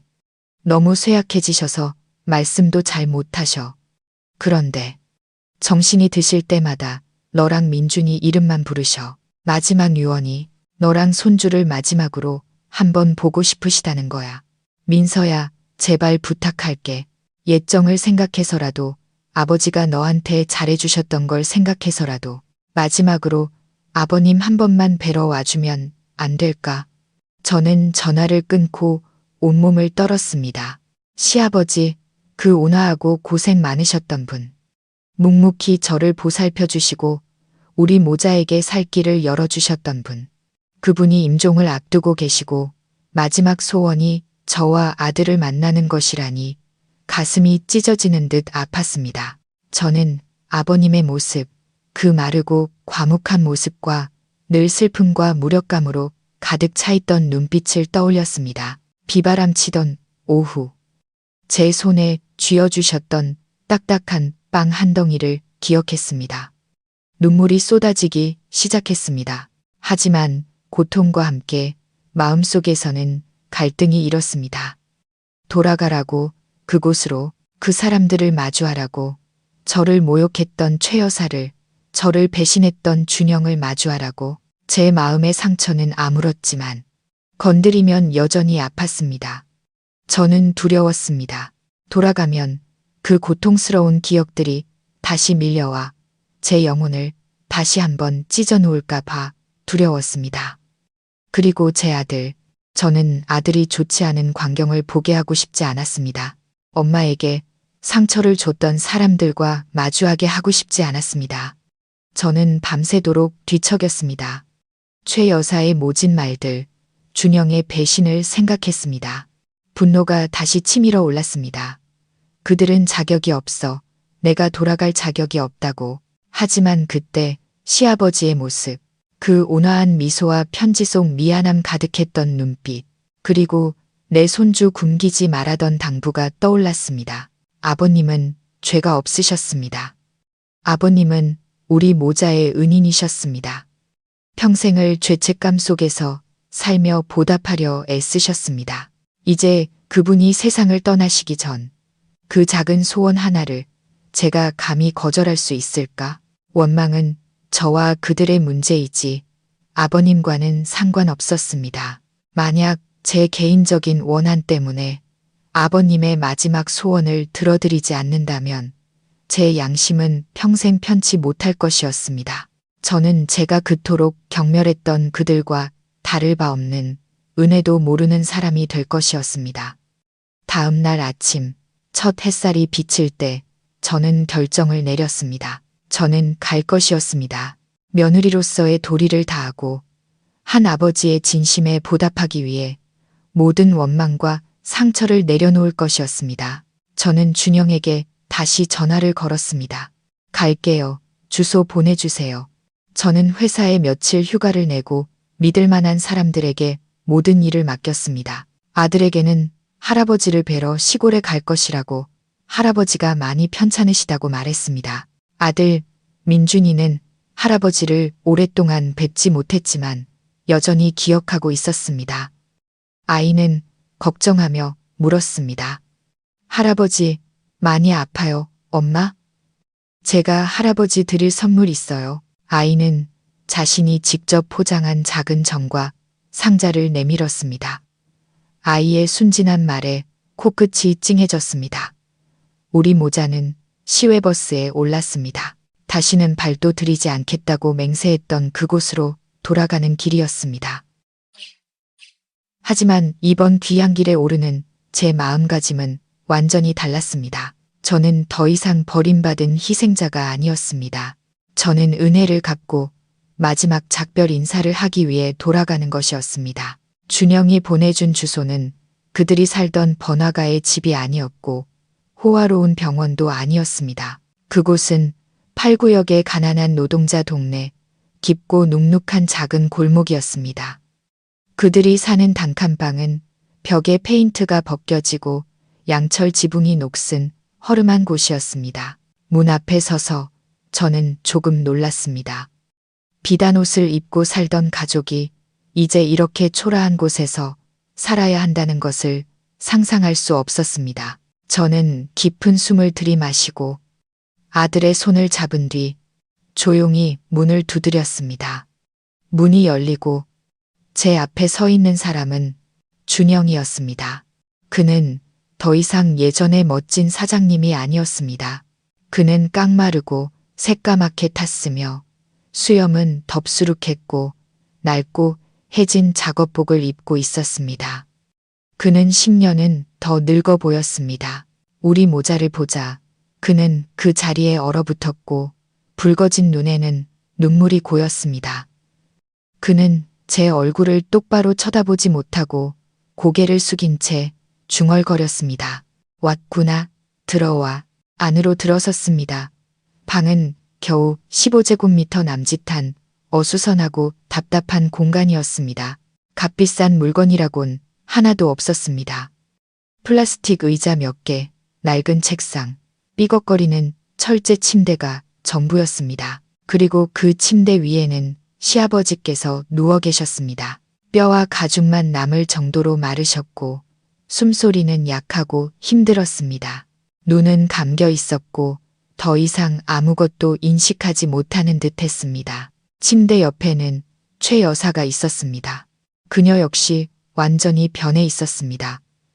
더 이상 거만하고 화려한 사모님이 아니었습니다. 그녀는 낡은 목련 바지를 입고 있었고 희끗한 머리는 헝클어져 있었습니다. 얼굴은 수척했고 눈은 바닥에 들어가 있었습니다. 그녀는 묵묵히 물수건을 짜서 남편의 얼굴을 닦아주고 있었습니다. 그 광경, 늙은 아내가 임종을 앞둔 남편을 돌보는 모습은 감동적이어야 했지만 제게는 씁쓸한 아이러니로 가득 차 있었습니다. 소리를 듣고 최 여사가 고개를 들었습니다. 저와 민준이를 보자 그녀는 그 자리에 얼어붙었습니다. 손에 들고 있던 물수건이 바닥에 떨어졌습니다. 그녀는 저를 보다가 자신이 무정하게 내쫓았던 손자를 보았습니다. 텅 비어 있던 그녀의 눈에 갑자기 눈물이 고였습니다.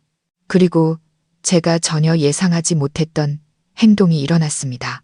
그녀는 비틀거리며 침대에서 내려와 우리 모자 앞에 무릎을 꿇었습니다. 그녀는 제 다리를 붙잡고 통곡했습니다. 후회로 가득 찬 울음이었습니다. 민서야, 민준아, 내가 잘못했다. 이 할미가 잘못했어. 내가 귀신에 씌었었나 보다. 내가 눈이 멀어서 너희 모자에게 못된 짓을 했어. 이제 내가 벌을 받는 거야. 제발, 제발 나를 용서해다오. 우리 손주, 할미를 용서해다오. 옆에 서 있던 준영도 흐느끼기 시작했습니다. 그도 어머니 옆에 무릎을 꿇었습니다. 한때 그토록 거만하고 잔인했던 그 두 모자가 이제는 무릎을 꿇고 울며 제게 용서를 빌고 있었습니다. 저는 그들을 내려다보았습니다. 제 마음에는 승리자의 통쾌함이 조금도 없었습니다. 그저 인간의 삶에 대한 슬픔과 안타까움만이 느껴졌습니다. 탐욕이 그들을 파괴했고 이 막다른 길로 몰아넣은 것이었습니다. 할머니와 아빠가 우는 것을 보고 아들 민준이도 겁을 먹고 울먹였습니다. 저는 몸을 숙여 아들을 품에 안고 달랬습니다. 괜찮아, 아가. 할머니랑 아빠가 그냥 슬퍼서 그러시는 거야. 저는 조심스럽게 최 여사를 일으켜 세웠습니다. 일어나세요, 어머님. 다 지난 일이에요. 제 목소리는 원망 한 점 없이 평온했습니다. 저는 그들이 한 짓을 완전히 용서할 수는 없었습니다. 제 마음의 상처는 아마 평생 아물지 못할 것입니다.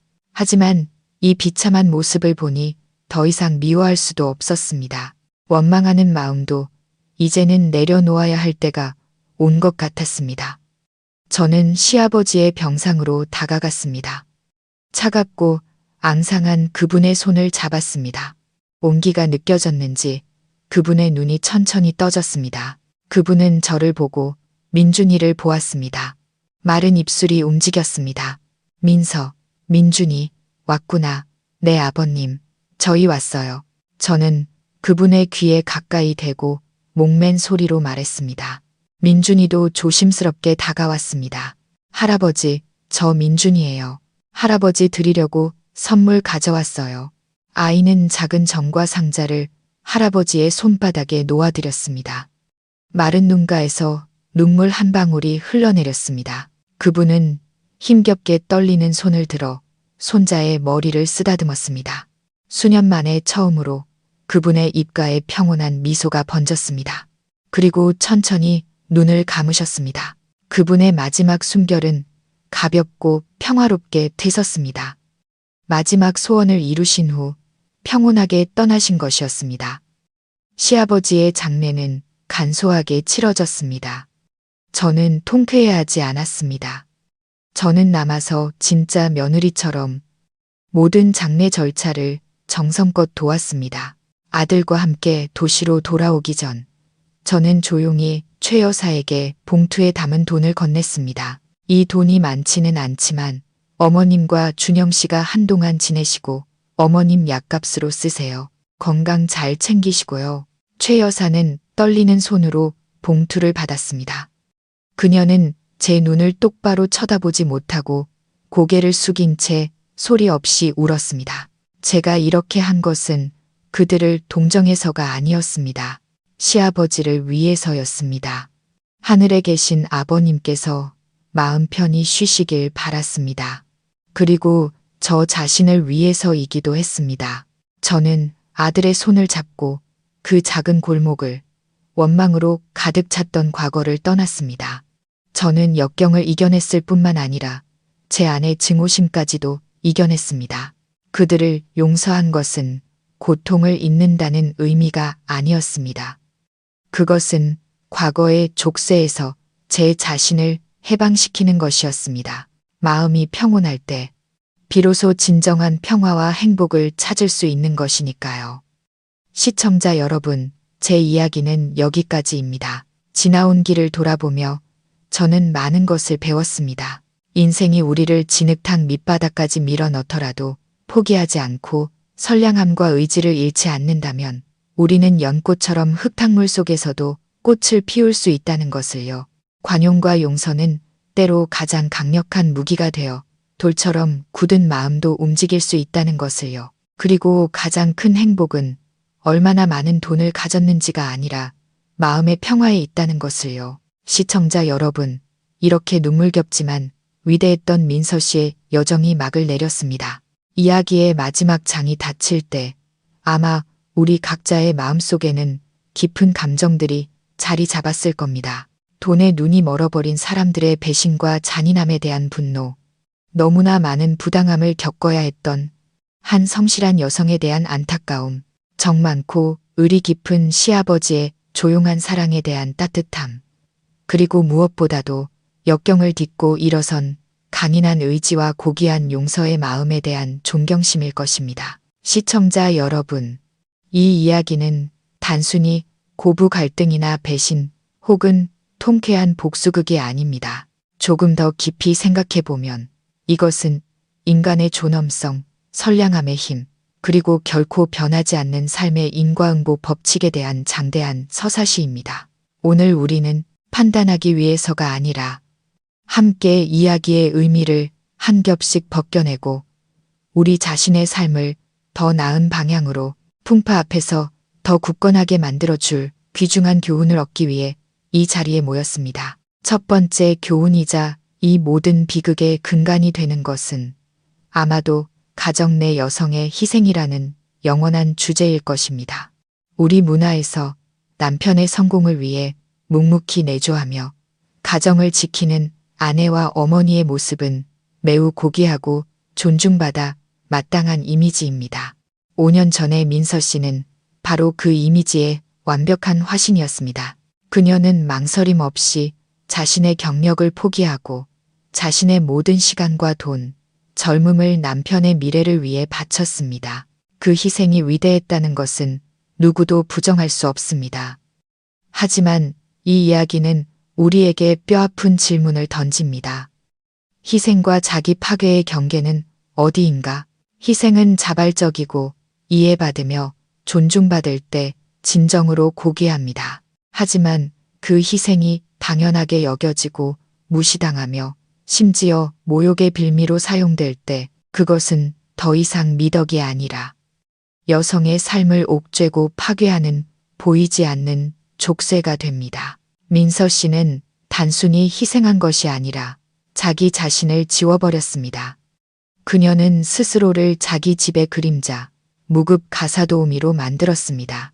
그녀는 아내이기 전에, 며느리이기 전에 꿈과 포부, 자신만의 가치를 지닌 김민서라는 사실을 잊었습니다. 우리 자신의 삶 속에서 아내이자 어머니이신 시청자 여러분께서도 혹시 그렇게 느껴본 적이 있으신가요? 남편과 자식을 너무 사랑한 나머지 정작 자기 자신을 돌보는 것을 잊어버린 적은 없으신가요? 우리는 개인적인 취미를 잊고 미완의 꿈을 접어둔 채 가족의 행복이 곧 나의 행복이라고 당연하게 받아들입니다. 그것이 틀린 것은 아니지만 그 희생이 그럴 만한 가치가 있는 사람에게 올바른 곳에 바쳐질 때만 옳은 것입니다. 민서 씨의 이야기는 우리에게 깊은 깨달음을 줍니다. 현명하게 희생하십시오. 사랑이 자기 자신을 잃는 것을 의미하지는 않습니다. 진정으로 행복한 가정은 서로에 대한 존중과 공동의 성장을 기반으로 하는 것이지 한 사람의 성공이 다른 한 사람의 쇠락 위에 세워지는 것이 아닙니다. 항상 자신만의 공간, 일, 열정, 독립적인 수입원을 유지하십시오. 그것은 이기심이 아니라 자존감이며 자신의 가치를 지키는 방법이고 폭풍우가 닥쳤을 때 우리 가족을 지킬 수 있는 힘이 됩니다. 희생에서부터 이 이야기는 우리를 더 뼈아픈 두 번째 교훈으로 이끕니다. 그것은 바로 사람의 본성과 결코 틀리지 않는 인과응보의 법칙에 대한 것입니다. 준영의 가족을 보십시오. 그들은 모든 것을 가졌습니다. 현명한 며느리, 헌신적인 아내, 성장 가도에 있는 사업. 하지만 그들은 감사할 줄 몰랐습니다. 최 여사는 탐욕과 헛된 체면에 눈이 멀어 며느리를 끊임없이 핍박하고 구박하며 그녀의 삶을 지옥으로 만들었습니다. 준영은 유약함과 물질적 유혹에 넘어가 조강지처를 무정하게 배신하고 더 화려한 새 삶을 맺었습니다. 그들은 함께 비바람치는 오후에 한 선량한 여성과 그녀의 어린 아들을 용서할 수 없을 만큼 잔인하게 길거리로 내쫓았습니다.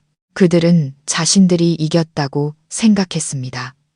짐 덩어리를 치웠고 더 빛나는 미래를 위한 길을 열었다고 생각했습니다. 하지만 그들은 틀렸습니다. 바람을 심은 자는 폭풍을 거두게 마련입니다. 인과응보의 법칙은 더디게 올 수 있지만 결코 오지 않는 법은 없습니다. 그들이 민서 씨의 삶에 심었던 폭풍은 결국 그들에게 돌아가 그들의 삶을 휩쓸고 파괴했습니다. 화려한 사모님이었던 최 여사는 탐욕 때문에 모든 것을 잃고 빚더미와 치욕 속에서 살다가 결국 자신이 내쫓았던 며느리에게 일자리를 구걸해야 했습니다. 잘 나가던 사장이었던 준영은 완전히 몰락하고 새 연인에게 버림받았으며 빈손으로 돌아와 후회와 자책 속에서 살아야 했습니다. 타인의 눈물과 상처 위에 세워진 그들의 호화로운 삶은 모래성처럼 순식간에 무너졌습니다. 그들의 이야기는 우리 모두에게 값비싼 교훈을 줍니다. 절대로 다른 사람을 함부로 대하지 마십시오. 특히 자신을 위해 희생한 사람을 짓밟지 마십시오. 왜냐하면 우리가 하는 모든 행동, 우리가 내뱉는 모든 말은 하나의 씨앗이기 때문입니다. 사랑과 감사의 씨앗을 심으면 우리는 행복과 존경의 달콤한 열매를 거둘 것입니다. 잔인함과 배신의 씨앗을 심으면 우리는 머지않아 고독과 업보에 쓴 열매를 거두게 될 것입니다. 대접받고 싶은 대로 다른 사람을 대접하십시오. 진심과 친절로 사십시오. 그것은 다른 사람에게 행복을 가져다 주는 방법일 뿐만 아니라 자기 자신과 후손을 위해 복을 쌓는 길이기도 합니다. 하지만 탐욕과 배신의 어둠이 우리를 분노하게 한다면 이 이야기 속 인간애와 조용한 선행의 밝은 빛은 우리 영혼을 따뜻하게 하고 선한 것에 대한 굳건한 믿음을 줍니다. 시아버지 박진우 씨의 모습을 보십시오. 그는 강하고 결단력 있는 남자가 아니었습니다. 그는 유약했고 아내를 두려워했습니다. 그는 아내의 잔인함 앞에서 며느리를 공개적으로 보호해주지 못했습니다. 하지만 그 무력한 겉모습 뒤에는 황금 같은 마음, 인자함, 그리고 깊은 사랑이 있었습니다. 그는 말로 지켜줄 수 없었기에 조용한 행동을 선택했습니다. 그가 민서 씨에게 던져준 빵 한 덩이는 단순히 배고픔을 면하기 위한 음식이 아니었습니다. 그것은 그가 수년 동안 묵묵히 모으고 준비해온 그녀 모자를 위한 살 길이자 준비였습니다. 그는 얼마 안 되는 퇴직금과 자신의 무력함을 안전한 보금자리이자 기댈 곳으로 바꾸었습니다. 그리고 더 깊은 곳에는 그의 행동이 과거의 은혜에 대한 빚에서 비롯되었다는 사실이 있습니다. 그는 자신을 위해 희생한 친구를 잊지 않았습니다. 그는 공허한 말 대신 그 친구의 핏줄을 보살피고 보호하는 것으로 은혜를 갚으려 했습니다. 박진우 씨의 모습은 우리에게 매우 귀중한 교훈을 가르쳐 줍니다. 진정한 선행은 때로 시끄럽거나 과시적이지 않습니다. 그것은 작은 행동, 조용한 관심일 수 있지만 한 사람의 인생을 바꿀 수 있는 거대한 힘을 가질 수 있습니다. 우리 삶에서 절대로 한 사람을 겉모습만으로 판단하지 마십시오. 말이 적다고 해서 무심한 것이 아닙니다. 약해 보인다고 해서 힘이 없는 것이 아닙니다. 진정한 힘은 때로 근육이나 권력이 아니라 마음과 끈기 그리고 말없는 사랑에 있습니다. 우리도 마찬가지입니다. 누군가를 돕고 싶다면 반드시 거창한 일을 할 필요는 없습니다. 때로는 시기적절한 격려 한마디, 작고 진실한 도움이 인생의 경류 속에서 허우적거리는 사람에게 구명 튜브가 될 수 있습니다. 박진우 씨처럼 정과 의리가 깊은 마음으로 사십시오. 우리가 베푼 선행은 당장 보상받지 못할 수도 있지만 분명 어딘가에서 싹을 틔워 우리 인생의 가장 아름다운 꽃을 피울 것입니다. 그리고 마지막으로 가장 영감을 주는 교훈, 이야기 전체를 밝히는 횃불은 바로 민서 씨의 놀라운 재기 여정입니다. 사회의 밑바닥까지 내몰려 남편과 집을 잃고 한 푼도 없이 쫓겨났지만 그녀는 무너지지 않았습니다. 그녀는 고통을 힘으로, 눈물을 땀으로, 그리고 어머니의 유산을 사업으로 바꾸었습니다.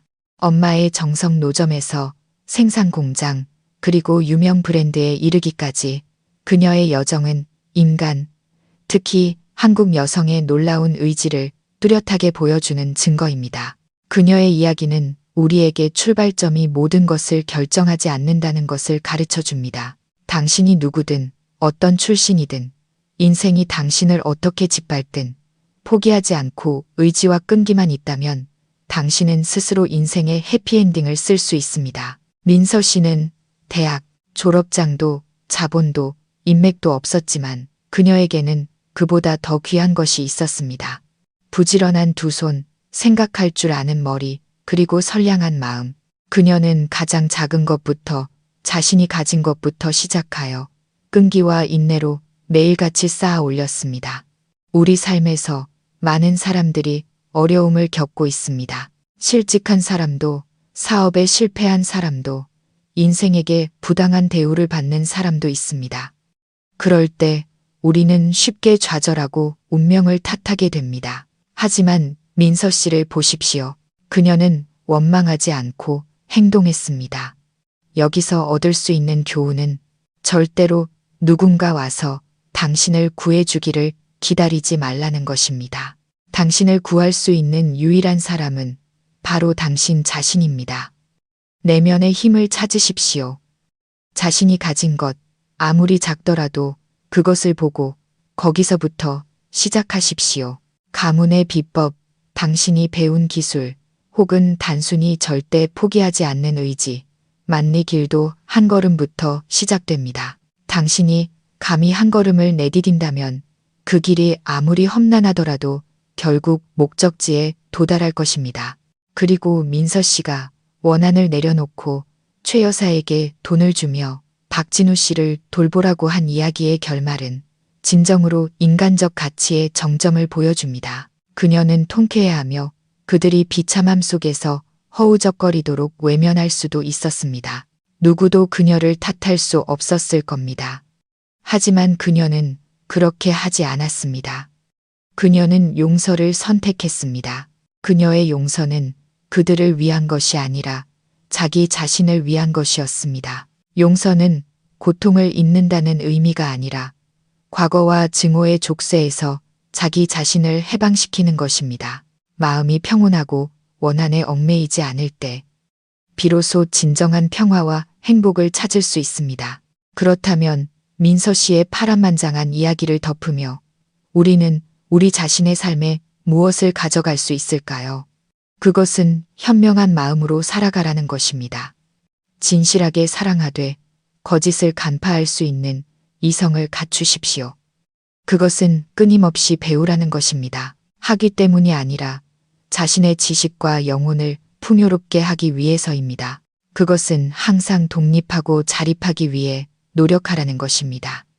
그것이 모든 자유와 행복의 기초이기 때문입니다. 그것은 선행과 조용한 친절의 힘을 믿으라는 것입니다. 그리고 무엇보다도 의지로 역경을 이기고 관용으로 적을 이기는 법을 배우라는 것입니다. 왜냐하면 인생에서 가장 큰 승리는 다른 사람을 이기는 것이 아니라 바로 자기 자신을 이기는 것이기 때문입니다. 시청자 여러분께서 방금 들으신 이야기는 오락적인 목적과 깊은 인간적 메시지를 전달하기 위해 상상력에 기반하여 창작된 허구의 작품입니다. 이야기 속에 묘사된 모든 인물, 이름, 장소 및 사건은 실제가 아니며 현실의 특정 개인이나 단체를 지칭하거나 관련되지 않았습니다. 만약 유사점이 있다면 이는 순전히 우연입니다. 이 영상의 내용은 법률, 금융, 심리 또는 기타 전문 분야에 대한 조언으로 구성되지 않으며 그렇게 간주되어서도 안 됩니다. 이야기는 서사적 목적을 위해 극적인 요소가 가미되었으며 법적 및 사회적 문제의 복잡성을 전면적으로 반영하지 않습니다. 제 이야기에 귀 기울여 주셔서 감사합니다. 만약 이 이야기가 시청자 여러분의 마음에 와닿았다면, 만약 우리가 함께 나눈 교훈들이 여러분께 새로운 동기나 삶에 대한 시각을 주었다면 댓글로 여러분의 감정을 공유해 주십시오. 그리고 여유로운 노후 채널을 구독하는 것을 잊지 마시고 앞으로도 더 의미 있는 인생 이야기들을 함께 듣고 생각해 볼 수 있기를 바랍니다. 안녕히 계십시오. 다음에 다시 뵙겠습니다.